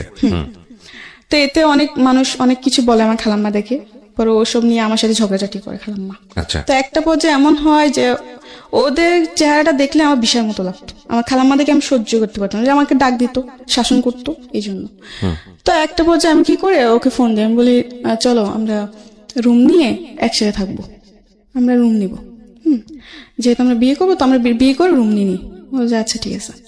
তো আমাকে বলে তুমি রুম খুঁজো, আমাকে ছেলেটা বলে। তো আমি বলছি আচ্ছা ঠিক আছে, আমি রুম খুঁজবো। পরে আমি রুম খুঁজি, ঠিক আছে। রুম খুঁজতে খুঁজতে একটা রুম পাইলাম শেষ পর্যায়ে, 3,000 টাকা মানে ভাড়া। প্ল্যানিং করলেন আপনারা একসঙ্গে লিভ হ্যাঁ, টুগেদার আমরা করবেন। একসাথে থাকবো। তো রুম খুঁজে একটা রুম পেলাম, ওটার দাম ভাড়া হচ্ছে 3,000। আমরা এমন একটা সমাজে বসবাস করি, এটা অবশ্যই অস্বীকার করার মতো নয়।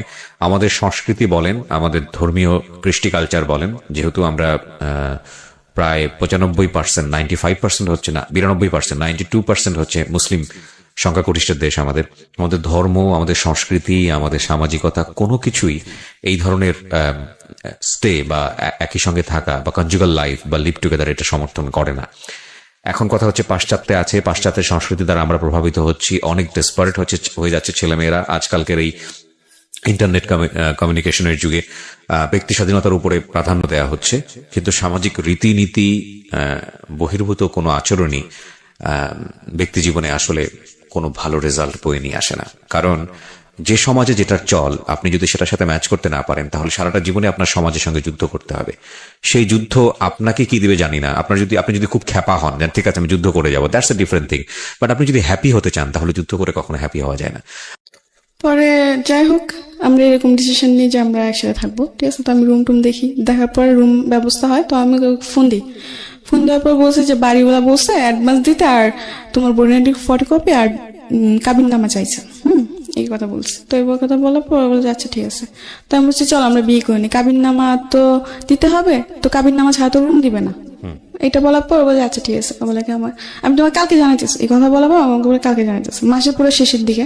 আর আমি ওদিকে আমার খালাম্মা দিকে বলছি যে আমি তোমাদের সাথে আর থাকবো না। এই নিয়ে অনেক কিছু বলে যে কোথায় যাবি, দেখ পৃথিবীটা যত সহজ ততটা না, অনেক কঠিন এই পৃথিবী, এই সেই, কোথায় যাবে একটা মেয়ে, এই অনেক কিছু বলে। তো আমি বলছি তোমাদের এসব ভাবতে হবে না, আমার যা করে আমি তাই করুম। মানে অবাধ্য ছিলাম, কথার অবাধ্য ছিলাম। যাই হোক, পরে ও একদিন পর ফোন দিল আমাকে। ফোন দিয়ে আমাকে বললো যে সরি আমি রুম নিতে পারবো না, একটু প্রবলেম হয়ে গেছে, আমি ইমার্জেন্সি দেশে যেতে হবে। ওকে, মানে রিয়াদ আপনাকে এটা বললো? হ্যাঁ, ও আমাকে এটা বললো। তো আমি বললাম যে এটা তুমি কি বলতেছো, রুম নিতে পারবো না মানে? মাস শেষের দিকে আমি খালাম্মা দিকে বল দিছি যে আমি ওদের সাথে থাকবো না, এখন আমি কোথায় যাব? এছাড়া তো আমার কোনো জায়গা চিনা জানা নাই, ঠিক আছে। তো এইসব বলার পর আমার জিনিসটা অনেক খারাপ লাগলো, যার জন্য আমি এত কিছু করলাম, এত স্যাক্রিফাইস করতেছি, সে কিনা বলে এরকম কিছু। অনেক রাগ উঠছে ওর উপর আমার। রাগে আমি ওর ফোন নাম্বারটা ডিলিট করে দিছি। দিয়ে আমার একটা মামাতো বোন ছিল, বলে রাখি আমার মামাতো বোন ওর আব্বু আম্মু আসার আগে আমার খালাম্মার সাথে 3 মাস ছিল। তার মানে আমার সাথে খুবই একটা বোনের থেকে বেশি বান্ধবী ছিল, ঠিক আছে। আমরা যখনই যেতাম একসাথে যেতাম ঘুরতে টুরতে, আর ও আমার উপর সব জানতো। আমার ইয়েদের সাথে যে আমার এরকম সম্পর্ক এটাও জানতো, ঠিক আছে। তো আমাকে অনেক সাবধান করছিল, কিন্তু আমি মানি নাই। যাই হোক, পরে একটা পর্যায়ে ও না করে দেয়, ও রুম নিবে না। তখন আমার মাথা চিন্তা ঢুকে গেছে যে ও রুম নিবে না, তাহলে আমি কি করবো, কোথায় যাব? আমি তো তেমন কিছু চিনিও না। আচ্ছা যাই হোক, পরে আমার ওই মামাতো বোনটাকে ফোন দিই। ফোন দেওয়ার পর বলি যে দেখ এরকম তুই আমার জন্য একটা চাকরি ব্যবস্থা আর থাকা খাওয়ার জায়গা ব্যবস্থা কর। তো বলছে আচ্ছা ঠিক আছে, সমস্যা আমি করতেছি। ও 2-1 দিনের মধ্যে একটা ব্যবস্থা করছে একটা মেয়ের সাথে। মেয়েটার নাম হচ্ছে আপনার সুবর্ণা। দেখতে অনেক সুন্দর ছিল, খাটো খুটো, বেশ ভালোই ছিল। ওকে, তো ওই মেয়েটার সাথে আমার থাকা খাওয়ার ব্যবস্থা করছে আমার মামাতো বোন। করার পর আমি বলছি আচ্ছা ঠিক আছে। তো আমি যাই, আমার খালাম্মাদের কাছ থেকে বিদায় নিয়ে চলে যাই। আমি যাওয়ার পরে ওখানে আমাকে নিয়ে যায় ওই রুমে, ঠিক আছে।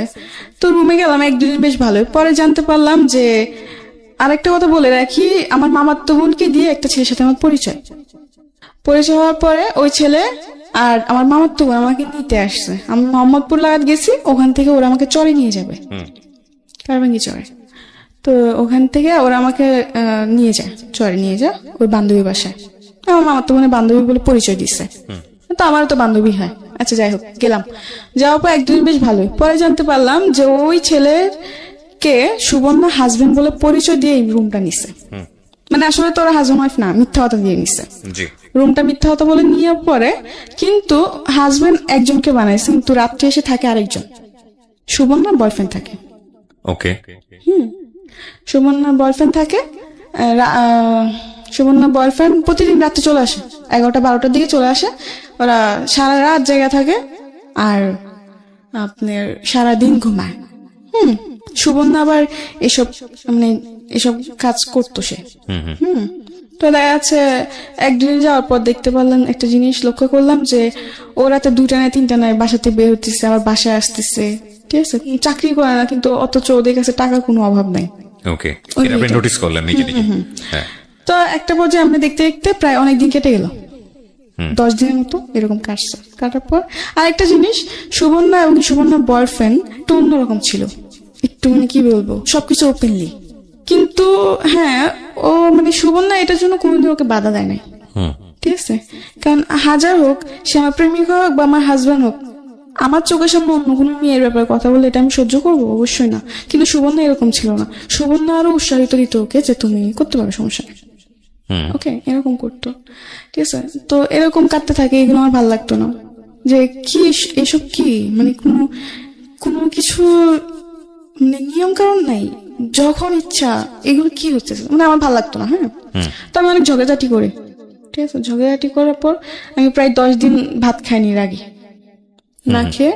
ওই যে বললাম যে ওই যে ছেলেটার সাথে আমার পরিচয় হয়েছে ওদের ধারাতে, ওকে ফোন দিই, যাকে সুবর্ণা হাজবেন্ড বানাইছে। ওকে ফোন দেওয়ার পর বলি যে আমি ভাত খাইনি, আমার ক্ষুধা লাগছে, আমার জন্য খাবার নিয়ে আসো। আমার জন্য খাবার টাবার নিয়ে আসতো। ঠিক আছে, নিয়ে আসার পরে এমনি করে কাটতে থাকলো, কয়েকদিন কাটলো, 5-6 দিন হয়ে গেল। ঠিক আছে, তো একদিন ওরা একটা পার্টিতে যাবে। তো পার্টিতে যাবে, তো আমাকে বলতে তুইও চল পার্টিতে যাব। আবার সুবর্ণা যেটা করতো ওইটার মধ্যে আমার মামাতো বোনও যুক্ত হয়ে গেছে। ফার্স্টে করে নাই, ঠিক আছে, কিন্তু পরে যে ওরা দুজন একসাথে একাত্তর হয়ে গেছে। তো ওরাও চাইছিল আমি করি, কিন্তু আমার একটা কথা ছিল যে আমি মরে যাবো, কিন্তু আমি এইসব কিছু করবো না। তো ওরা বলে কি হ্যাঁ এখন করবি না, একদিন দেখিস ঠিকই করবি, কারণ যে ছেলের সাথে তুই পরিচয় হয়েছিস ওই ছেলে ভালো না। কারণ সুবর্ণা দায় করে ওই ছেলেকে, সুবর্ণার লাইফের জন্য ওই ছেলে দায়। তো আমার কথা, যখন ও এতই খারাপ ছিল তাহলে তবে আমার সাথে ওদের কেন পরিচয় করাই দিছিস? আমার কথা এটা। আমি বলছি ঠিক আছে, খারাপ না ভালো এটা আমি পরে দেখে নিব, তোদের থেকে আমার জানতে হবে না। এটা বলার পর ওরা বলে আচ্ছা ঠিক আছে একদিন বুঝবি। আমি বলছি আচ্ছা ঠিক আছে বুঝে নেব না, সমস্যা নেই। এইগুলো নিয়ে ঝগড়া। পরে একদিন পার্টিতে যাবো, তো আমাকে বলে তুইও চল। আমি বলছি না, আমি পার্টিতে যাবো না। ঠিক আছে, তো বলে যে না পার্টিতে ওরকম কিছু না, জাস্ট ফ্রেন্ডসটা মিলে একজন বার্থডে সেলিব্রেট করবে, না ওইটা আমাদের যাবো। তো আমার আচ্ছা ঠিক আছে। তো আমরা তৈরি হলাম, 3জন তৈরি হয়ে গেলাম। কিন্তু ওখানে যাওয়ার পর প্রায় 10-12টা ছেলে, ঠিক আছে, 10-12 ছেলের মধ্যে আমরা 3জন মেয়ে। আমাকে বলছে যে আরো মেয়েরা আসবে, অনেক বড় করে পার্টি হবে, সে অনেক কিছু বলে। তো আমি বিশ্বাস করি আচ্ছা ঠিক আছে আমি যাবো। তো ওই পার্টিতে গেলাম, যে দেখি যে 10-12 জন ছেলে আর আমরা শুধুমাত্র 3টা মেয়ে। তো ওই দিন যাওয়ার পর আমার ভাল লাগে না, তো আমি বলছি আমি চলে যাবো। বলে কি এত রাত্রে তো বাসায় যাওয়া যাবে না, রাত্রে বেশি 11টার দিকে রওনা দিচ্ছে, যাইতে যাইতে অনেক সময় লেগে গেছে। পরে কিছুক্ষণ থাকার পর আমার ভালো লাগতেছে না, তো আমি বলছি আমি চলে যাবো, যে এত রাত্রে গেলে বাড়িগুলা জিনিসটা খারাপ ভাববে, থাকে যা। আচ্ছা যাই হোক, তো ওদিন ওই পার্টিতে ওরা অনেক কিছু আনে, অনেক নেশা জাতীয় জিনিসপত্র আনে, ওগুলো খায় ওরা, এমনকি আমাকে জোর করে খাওয়ানো হয়। তো আমি খাই, এবং ওদের থেকে বেশি আমাকে খাওয়ানো হয়। আচ্ছা, আপনাকে মানে ড্রাগ নিতে বলা হয় এবং আপনি সেটা নেন? মানে অনেক প্রকারের জিনিস। কি নেন? যেরকম আপনার ভিআরটা তো সিম্পল একটা জিনিস, ওটা কোনো বড় ব্যাপার না। ভিআর, মদ, পরে আপনার ইয়াবা, পরে গাঞ্জা, এরকম। এক রাতে আপনি এত কিছু নিয়ে ফেললেন? না মানে আমি ওদিন এত কিছু নিই নাই, আমি জাস্ট একটা জিনিস নিয়েছি, ওটা হলো মদ। কিন্তু ওদিন আমি মদটা এত পরিমাণ খেয়ে ফেলছি যে আমার পরে কোনো হুঁশ জ্ঞান নেই। ওই পার্টিতে যে আমি খেতে চাই নাই, ঠিক আছে, ওর বলে কিচ্ছু হবে না তুই খা। আমার অনেক কিছু বললো, তো আমিও খেয়ে ফেললাম, কিন্তু খেতে খেতে এতগুলো আমাকে খাওয়া দিচ্ছে ওরা যে বলার বাইরে। মানে ওরা দুটি খাইছে একবার, আমি খাইছে ওদের সাথে, আমাকে খাওয়াইছে আবার 3বার, এরকম ভাবে। মানে ওরা ডবল থেকে ডবল আমাকে খাওয়াইছে। খাওয়ানোর পর তো আমি হাবল তাবল বলতেছি, আমার পিছে কি করছে না করছে সবকিছু, মানে কান্না করতেছি আর বলতেছি। মানে তখন আমার কোনো হুঁশ জ্ঞান ছিল না, আমি যে বাসায় হেঁটে যাবো ওইটাও জ্ঞান ছিল না। তো ওদিন হ্যাঁ অনেক কিছু হতে পারতো, কিন্তু একটা ছেলে ছিল যার কারণে হয়তো আমি ওদিনও বেঁচে আসছি, নিজেকে হয়তো ওদিন রক্ষা করতে পারছি। পরে ওই ছেলে ওদিন হ্যাঁ আমার সাথে চেষ্টাও হয়েছিল, কিন্তু আমি যখনই মানে চিৎকার চেঁচামেচি করি, তো ওই ছেলেটা বলে যে এখন যদি একে বেশি মানে গা করা হয় তো চিৎকার চেঁচামেচি করবে আর মানুষজন চলে আসবে, এখানে পর অনেক বড় প্রবলেম ক্রিয়েট হয়ে যাবে, দরকার নেই ওকে ওর মতো থাকতে দে। তো ওদিন রাত্রে আমি আমার মতো ছিলাম, সকালে বাসায় ফিরি, সকাল সকাল বাসায় ফিরে এসে ঘুম দিই, সারা রাত ঘুমাই নাই, এসে সারাটা দিন ঘুমাই, রাত সন্ধ্যা থেকে ঘুম, মানে সকালতে এসে ঘুম দিছি একদম রাত্রে 8টা-9টা বাজে উঠছে ঘুম থেকে, না খাওয়া দাওয়া না কিছু। পরে আমি ওদের উপর চিল্লালাম যে তোরা কেন আমাকে জোর করতে গেলি, আমি কোনোদিন এগুলো খাই নাই, জীবনে প্রথম আমি খেলাম, তোরা কাজ ভালো হতো, তোদের সাথে আমার কেন যোগ করলাম, তো তোদের উপর বিশেষ করে তোরা যে এরকম এটা তো জানতাম না। ঠিক আছে, আমরা যাই হোক পরে এগুলো নিয়ে আরো ঝগড়াঝাটি হয়। তো এক পর্যায়ে আমি ওই ছেলেটাকে বলে আমি ওদের সাথে থাকবো না, আমার জন্য রুম দেখো তুমি। রুম কি মানে অন্য জায়গায় দেখো, আমি অন্য জায়গায় থাকবো, ওদের সাথে আমি থাকবো না। তো আচ্ছা ঠিক আছে দেখতেছি, কিন্তু এর মধ্যে আমি ওদিকে বসে চাকরি খুঁজো, ওরা বলে কি আজকে না কালকে না পরশু, এরকম ভাবে অনেক উজাহার দেয়। তো একটা পর্যায়ে রুম ছেড়ে দিব, ঠিক আছে। তো আবার সুবর্ণাকে ওই ছেলেটা বলে কি যে তুমি রুম দেখো। তো সুবর্ণা প্ল্যানিং করে কি যে আচ্ছা ঠিক আছে আমি না 2টা রুম একসাথে দেখবো, একটা মানে তোরা থাকবে, একটা মানে আমি আমার বয়ফ্রেন্ড থাকবো নি। আমি ওই ছেলে বলে আচ্ছা ঠিক আছে। তো আমি বলছি আচ্ছা ঠিক আছে, যা তোরা তোদের রুমে থাকবে, আমি আমার রুমে থাকবো, এটা কোনো জ্ঞান। ওরা বলে আচ্ছা। তো এমনি করে একটা পর্যায়ে ওরা রুম দেখে, রুমে অ্যাডভান্স দিয়ে জিনিসপত্র নিয়ে চলে যায়, ঠিক আছে। আমাকে ওদিন ওই বাসায় একা রেখে যায়, মানে ওরা জিনিসপত্র নিয়ে চলে যায়, বাড়িগুলোকে পুরো ভাড়া দেওয়া হয় নাই, না দিয়ে ওরা রাত্রে 12টা বাজে সব জিনিসপত্র গুছাই নিয়ে চলে গেছে। আমাকে বলে কি যে আমি আবার আসবো, আমরা জিনিসপত্র রেখে সেট করে পরে তোকে আবার নিতে আসবো, এটা বলে চলে যায়। 12টা গেল, 2টা গেল, 3টা বাজে আমি ফোন দিচ্ছি, কি রে তোরা কই 3টা বাজে এখনো আসলি না আমাকে নিতে, আমি তো একা একা বসে আছি, খাওয়া দাওয়া করি নাই। ও বলে কি দেখ অনেক রাত হয়ে গেছে যে আসি নাই, তুই ঘুমায়, অনেক কিছু বলে। পরে সকাল হয়েছে, আমাকে সকালে বলে কি সকাল ভোরে রওনা দিই। কেন? যেন কেউ দেখতে না পারে। আমি বলছি কেন, আমি কি ডাকাতি করবো না, চুরি করবো না, আমাকে কেউ দেখতে পারবো না, আমি এই কথা বলি। তো বলে কি না ওরকম কিছু না, এমনি বলছি যে এমনি বসে এমনি আয় চুপচাপ। আমি আচ্ছা ঠিক আছে। তো আমি আমার জিনিসপত্র নিয়ে একটা রিক্সা নিয়ে চলে যাই, যেন কেউ না দেখতে পারে, চুপটি করে চলে যায়। কিন্তু ওরা যে জানি না যে ভাড়াটা দেয় না, এইসব আমি কিছুই জানতাম না। আমি জিজ্ঞাসা করছি ভাড়া দিয়েছি, হ্যাঁ বাড়িগুলো সবকিছু দেওয়া ক্লিয়ার, কোনো জ্ঞান নেই। আমি আচ্ছা। যাই হোক পরে একটা রিক্সা নিয়ে আমাকে বলে এমন এমন জায়গায়, তো আমি এমন জায়গায় গেছি, যাওয়ার পর ফোন দিচ্ছি, ফোন দিয়ে বলে আসতেছি, এটা বলার পর বলে 2-3বার ফোন দিচ্ছি, দেওয়ার পর আসতেছি বলে আর আসে না। 1-2 ঘন্টা পার হয়ে গেছে, আসে না। তো একটা রাস্তার মধ্যে আমি একটা মেয়ে দাঁড়াইছি, মানুষের নজর তো পড়বেই, সে সকাল থেকে দাঁড়াইছে, দুপুর পার হয়েছে, আসে না। একটা পর্যায়ে আমার ফোন অফ হয়ে যায়, চার্জ থাকে না, অফ হয়ে যায়। তখন ও আসে না। পরে একটা চাচা দেখে বললো কি ব্যাপার, তোমাকে যদি সকাল থেকে দেখেন দাঁড়াইছো, চলো আমার বাসায় চলো, তুমি যখন তোমার কেউ না আসবে তখন তুমি আমার বাসায় থাকো, রাস্তায় দাঁড়ালে মানুষ খারাপ বলবে। তো আমি বলছি আচ্ছা ঠিক আছে। ও চাচা আবার জিজ্ঞেস কার বাসায়, তখন আমি একটা মিথ্যা কথা বলছি যে আমার ভাবির বাসায় আসছি, দেশের থেকে আমি আমার ভাবির বাসায় আসছি, আমি আমার ভাবির বাসায় চিনি না, আমার ভাইয়া নিতে আসবে, এটা বলছি। কি বললো, তখন তো আর কিছু বলার ছিল না। যাই হোক পরে বলছে ঠিক আছে, তোমার ভাইয়া আসার আগে তুমি আস্তে আস্তে তুমি আমার বাসায় থাকো। যাই হোক এরকম ভাবে চলতে থাকে, ঠিক আছে। তো এরকম ভাবে চলতে একটা বলছে আমি রুম নিয়ে, ওই ছেলেটা আমাকে রুম নিয়ে দেয়।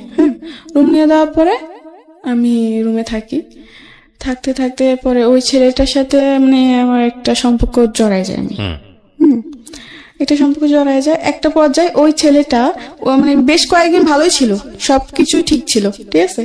ঠিক থাকার পরে কয়েকদিন পর দেখি যে ও ফোন টোন দেয় না, রিসিভ করে না। এর মধ্যে আবার 3-3.5 টাকা ঘর নিছে।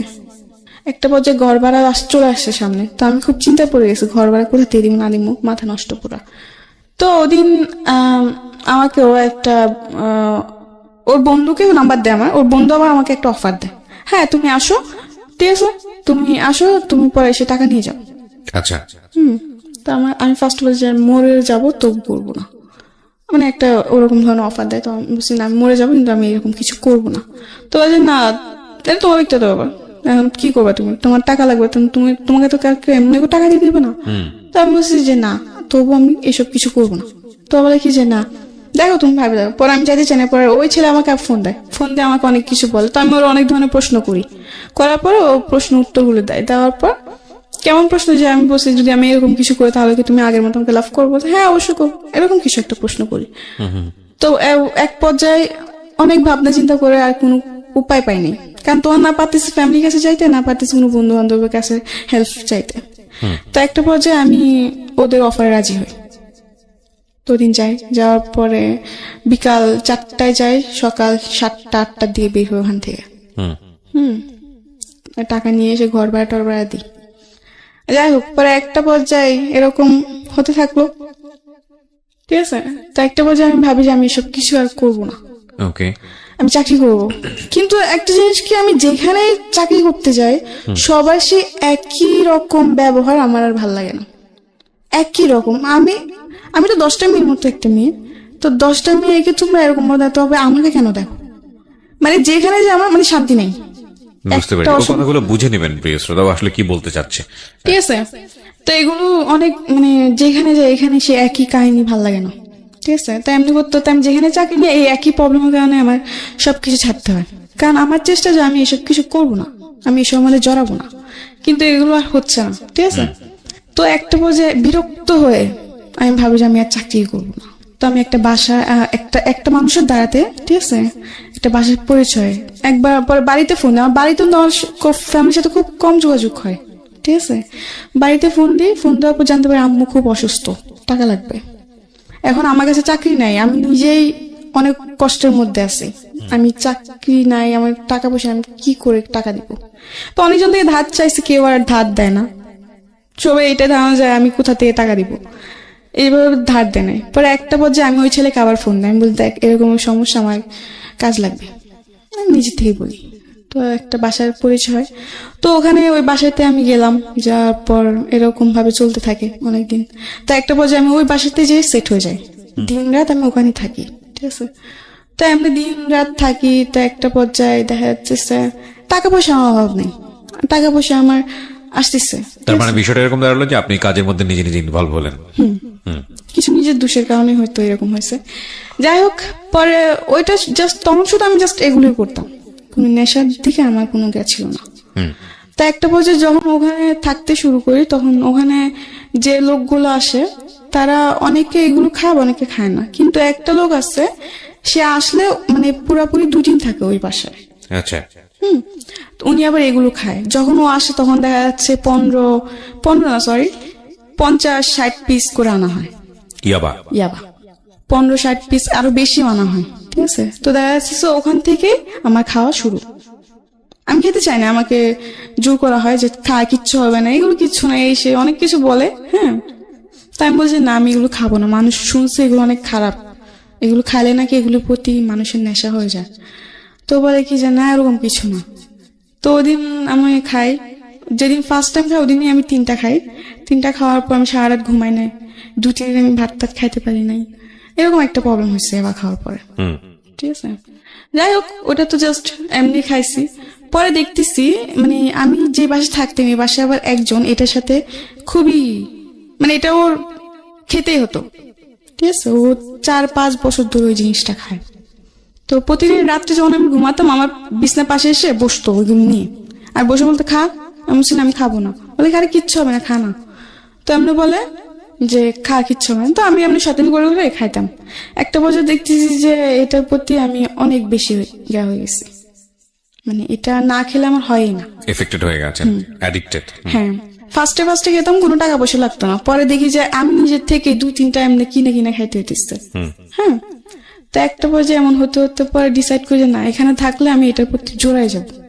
কিন্তু অলরেডি আমি জড়াই গেছি, দেখা যাচ্ছে এটা আমার খেতেই হয়, না খেলে আমার অনেক ধরনের প্রবলেম দেখা যায়, যেমন হাত পা ব্যথা করবে বা মাথা ব্যথা করবে, অনেক কিছু আমার হয়। ঠিক আছে, না খেলে, তো এমনি করে আমার খেতেই হয়। তো এমনি দেখা যাচ্ছে খাইতে খাইতে খাইতে খাইতে এটা আমার এখন নেশার মতো পরিণতি হয়েছে। তো কি দাঁড়ালো মানে গল্পটা আসলে কি দাঁড়ালো, কোথায় থামলো? এটা যদি আমি গল্পটা আপনাকে এখনো থামে নাই, ঠিক আছে, এখনো আমি এসবের মধ্যে আছি। আমি জানি আমাদের কিন্তু সময়টা তো থেমে গেছে, সেই জন্যই জিজ্ঞেস করছি আসলে গল্পটা কোথায় এসে থামলো। আপনি এখনো এসবের মধ্যে আছেন এবং হ্যাঁ, কারণ আমি চাইলেও বের হতে পারি না। আমি সোজা যত কথায় চেষ্টা যদি করি। বলি যে প্রস্টিটিউশনে আপনি আছেন, আপনি ড্রাগে আছেন, কিন্তু আপনার ভিতরের বিবেক বোধটা মরে যায়নি বলেই আজকে আপনি সবকিছু ছেড়ে ছুড়ে দিয়ে অনেক রিস্ক নিয়ে আপনি আজকের এই অনুষ্ঠানে কারণ আমি এসেছেন। যে লোকদের সাথে থাকি তারা খুবই অন্য টাইপের। হ্যাঁ, দেখা যাচ্ছে আজকে যে আমি গাড়ি ভাড়াটা নিব, হ্যাঁ, এটা অনেক ভয়ে ভয়ে নিছি। বেশি বাড়াবাড়ি করলে ওরা খুব খারাপ আচরণ করে, কারণ ওরা মানে ওই ঘরের যে ভাইয়াটা আর যে আপুটা দুজনই নেশা করে। Husband wife. হাজবেন্ড দুজনে নেশা করে। তো দেখা যাচ্ছে খুবই থাকে ওরা, আমি খুব কি বলবো, রুট। হ্যাঁ, অনেক মানে কিছু না হতে হতে চিল্লাপাল্লা মারধর এগুলো শুরু করে দেয়। তো আমার কথা কি জানেন, যে জীবনে আমি অনেক ভুল করছি, ঠিক আছে, আমার সাথে হয়তো আমিও আমার ভুলের কারণে এরকম এমন একটা জীবন আমি পাইছি, কিন্তু এখন বুঝি আমি যে আসলে এই জীবনটা কতটুকু কষ্টজনক। একটা যেটা হচ্ছে যে ভুল আপনি শুধু করেছেন তা বলবো না আমি, আপনার পরিবারও করেছে, সবকিছু মিলিয়ে আপনার দারিদ্র অবস্থা সবকিছু মিলিয়ে ভুলে ভরা একটা জীবন এবং 17 বছর বয়সেই ভয়ঙ্কর রকমের পরিণতি। এখান থেকে বের হয়ে একটা স্বপ্ন দেখেন না, সুন্দর একটা স্বপ্ন, কি একটা করবো, বাচ্চা, একটা পৃথিবীতে সংসার। যার হাতে ধরছি, ঠিক আছে, এই পথে আমি যার হাতে ধরছি সে শুধু নিজের স্বার্থটা দেখছে, নিজের সোজা স্বার্থটা। বাংলায় যদি বলি সেক্স ছাড়া অন্য কিছু বোঝেনি। আমি একটু কনক্লুশনে আসতে চাই প্রিয় শ্রোতা।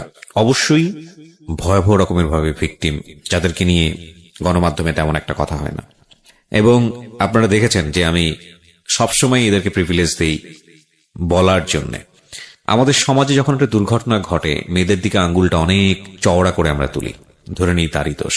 চলন বলন, সাজ পোশাক, লাইফস্টাইল সবকিছু থেকেই ঘরের মধ্যে কোন একটা সমস্যা, মেয়েদের দিকেই আমাদের আঙ্গুলটা চলে যায়। এটা আমাদের সামাজিক পুরুষতান্ত্রিক সমাজের অন্যতম একটা দোষ আমি বলি। এবং আমরা যত শিক্ষাই নিই না কেন, যত উচ্চ শিক্ষাই নিই না কেন, আমরা কেন জানি আমাদের এই পরিবার থেকে পাওয়া, সমাজ থেকে পাওয়া এই শিক্ষা থেকে সহজে বের হতে পারি না, যে কারণে নারীরা বিভিন্নভাবে নির্যাতিত হয়, ঘরের মধ্যে হয়, ঘরের বাইরে হয়। এবং এটা এমন না যে আমি আপনাকে উপদেশ দিচ্ছি, এমন না যে আমি সাধু বাবা, বা এমন না যে আপনি যারা শুনছেন আপনার জীবনে এটা ঘটেনি, বিষয়টা এরকম না। বিষয়টা হচ্ছে এটা আমাদের সামাজিক বাস্তবতা, এটা কম বেশি সবার জীবনেই আছে। কিন্তু আমি আসলে এই সব বোধের বাইরে থেকে আজকের এই গল্পে একটা জায়গায় একটু থিত হতে চাই, একটা জায়গায় একটু ভাবতে চাই, এবং এই ভাবনার জায়গাটা স্প্রেড করতে চাই সকল অপরাধী মানুষের জন্য, সকল ভুল করা মানুষের জন্য, কিংবা যারা ভুল করেনি তাদের জন্য। সেটা হচ্ছে, দেখুন, একজন মানুষ যে ড্রাগ নিচ্ছে, যে জানে যে কাজগুলো অন্যায় হচ্ছে, তারপরও তার মধ্যে বোধ বেঁচে থাকে এই কারণে যে সে ওখান থেকে এসকেপ করতে চায়, সেখান থেকে ফিরে আসতে চায়, সে একটু হলেও নিঃশ্বাস নিতে চায়। একটা মানুষের মধ্যে যতক্ষণ বোধ বেঁচে থাকে, ওই মানুষের মনুষ্যত্ব মরে না, ওই মানুষের সম্ভাবনা মরে না। এবং এটা আমি বিশ্বাস করি মনে প্রাণে যে প্রতিটি মানুষই সম্ভাবনাময়, কারণ কেবলমাত্র পাগল যে, উন্মাদ যে, বদ্ধ উন্মাদ, তার ভিতরে বোধ মরে যায়। এছাড়া প্রত্যেকটা মানুষের মধ্যেই কম বেশি বোধ জেগে থাকে। যে মানুষটি খারাপ কাজ করে, যে মানুষটি অন্যায় কাজ করে, যে মানুষটি ভুল করে, আপনি যদি সেই ভুলের পেছনের ব্যাকগ্রাউন্ডটা জানেন, আপনি যদি এই অন্যায়ের পেছনের ব্যাকগ্রাউন্ডটা জানেন, আপনি যদি অপরাধের পেছনের ব্যাকগ্রাউন্ডটা জানেন, তাহলে তাৎক্ষণিক ওই অপরাধী মানুষের প্রতি যে আপনার যে প্রতিক্রিয়া, সেটা অনেকটাই চেঞ্জ হবে বা চেঞ্জ হতে বাধ্য। আমি কথা এই কারণে বলছি, সোশ্যাল মিডিয়াতে আমরা সবাই অ্যাক্টিভ। আপনারা যারা শুনছেন, আমি ধরে নিচ্ছি 90% মানুষেরই ফেসবুক অ্যাকাউন্ট আছে। কিছুদিন আগে আমি এরকম একটা চিত্র দেখলাম যে পাবলিক প্লেসে রাত 2টো বা 3টার দিকে, হয়তো ফেসবুকে খুঁজলে আপনি পাবেন ভিডিওর মধ্যে। এটা আমি আমার বিশ্ববিদ্যালয় জীবনেও একবার এরকম দেখেছিলাম, আমি মেনশন করবো না কোন এরিয়াতে দেখেছিলাম, বাট এটা কম বেশি সবার চোখেই পড়ে। 2 থেকে 3টার দিকে বা 4টার দিকে যখন রাস্তাগুলো ফাঁকা হয়ে যায়, বিশেষ করে এক শ্রেণীর পেশাজীবী মানুষ, একেবারে নিম্নবিত্ত পর্যায়ের পেশাজীবী মানুষ, আমি সবাই যে করেন এরকম না, এবং আমি কিছু দেখেছি ওপেন রাস্তাতে এই ধরনের একটা সিচুয়েশন। এবং আমি জানি না এই ধরনের গল্প আমি কখনো বলেছিলাম, কারণ আমার মনে আছে আমি বিশ্ববিদ্যালয়ে যখন পড়ি, রাতের বেলা অনেক রাতে কোনো একটা কাজে, আমি তখন ডিবেট সংগঠনের সঙ্গে থাকতাম, সম্ভবত ডিবেটিং সোসাইটির কোনো একটা ইলেকশন চলছিল, যে কারণে আমরা অনেক রাত পর্যন্ত ক্যাম্পেইন করে ফিরছিলাম, তো রাত 2টো বা 3টার দিকে, আমি আমার নিজের জীবনের অভিজ্ঞতার কথা বলছি, রাত 2টো বা 3টার দিকে হঠাৎ করে দেখলাম, আমরা 3জন বন্ধু ছিলাম রিক্সাতে, এবং আরেকজন বিখ্যাত আরজে ছিল আমার সঙ্গে ওই সময়টাতে, খুব বিখ্যাত আরজে, এবং বাংলাদেশের মোস্ট পপুলার আরজের মধ্যে সে একটা সময় মানে লিড পপুলার আরজে ছিল, এখনো সে রেডিওতে কাজ করে, আমি নামটা মেনশন করছি না। সো আমার ওই ফ্রেন্ড এবং আরেকজন বন্ধু ছিল, এখন ও জানি না ও কোথায় আছে। তো আমরা 3জন ফিরছি, একজন হচ্ছে রিক্সার ওপরের দিকে তোলা, মানে দুজন আমরা পাশাপাশি বসা, ও হচ্ছে হুডের উপরে বসা। তো হঠাৎ করে ও দেখলাম রিক্সাওয়ালাকে সিগন্যাল দিল, এই দাঁড়া দাঁড়া দাঁড়া, দাঁড়ালো। আমি বুঝিনি কি হচ্ছে, দেখলাম যে তড়িঘড়ি করে নামলো, কোমর থেকে বেল্টটা খুললো, আমরা 3জনই বিশ্ববিদ্যালয়ের ছাত্র, এবং সেই সময় নামে বেল্টটা খুললো, খোলার পরে আমি যেটা দেখলাম মানে সপাং সপাং করে বাড়ি দিচ্ছে। সিচুয়েশনটা খুবই অপ্রীতিকর অবস্থার মধ্যে ছিল, বিকজ ওখানে একটা রিক্সা দাঁড় করানো, রিক্সার সাইডে রাস্তার ফুটপাতের উপরে এই কাজটা হচ্ছে, রিক্সাওয়ালা উপরে অবস্থায় ছিলেন, ভদ্রমহিলা নিচে ছিলেন, এবং বিলিভ করবেন না, আমি এক্সাম্পলটা এভাবে দিচ্ছি জাস্ট বিকজ অফ সিচুয়েশনটা বোঝানোর জন্য আপনাদেরকে, আমি বিকজ আমাদের সমাজে এটা খুব হয় একটা প্রাণীর প্রতি, কিন্তু আমি এটা মেনশন এভাবে করছি জাস্ট করে সিচুয়েশনটা বোঝানোর জন্য। অনেক সময় দেখবেন যে কুকুরকে যদি আমরা খুব জোরে বাড়ি মারি, কুকুর যে ঘেউটা করে ওঠে না, একদম হৃদয় বিদারক, মানে দুটো মানুষের মধ্য থেকে এরকম হৃদয় বিদারক, আই ডিডন্ট মেনশন বা আমি রেফার লাইক দে আর ডগ, নো, আমি সেটা বলছি না, আমি বলছি এটা যে তাদের আর্তচিৎকারটা এতটা ভয়ানক ছিল, এবং যে দিকে পারে দৌড়। আমি আমার জীবনে দেখাটা এরকম একটা প্রথম দৃশ্য। ও একটু পরে দেখলাম যে চোখ লাল করে ফিরে আসলো, ও এসে বলছে যে এরা বিশ্ববিদ্যালয়ের পরিবেশ নষ্ট করে ফেলছে, এদেরকে তো কঠিন শাস্তি দেওয়া উচিত। তো আমি আমার ওই বিখ্যাত আরজে যে বন্ধু ছিল, সে পাশেই বসেছিল, সে চুপ করে গেল, আমিও চুপ করে থাকলাম। ঠিক 2 থেকে 3 মিনিট পর আমাদের কারোর কোনো কথা নাই। তো ওই সময় আমার ওই ফ্রেন্ডটা ভোরের কাগজ পত্রিকায় কাজ করত, পাশাপাশি জার্নালিজম ডিপার্টমেন্টে পড়তো। তো আমি জানি না, মানে তোর সাথে তোমার তুই সম্পর্ক, তুই যদি শুনে থাকিস তুই হয়তো রিকল করতে পারবি, অথবা ভুলেও গেছিস।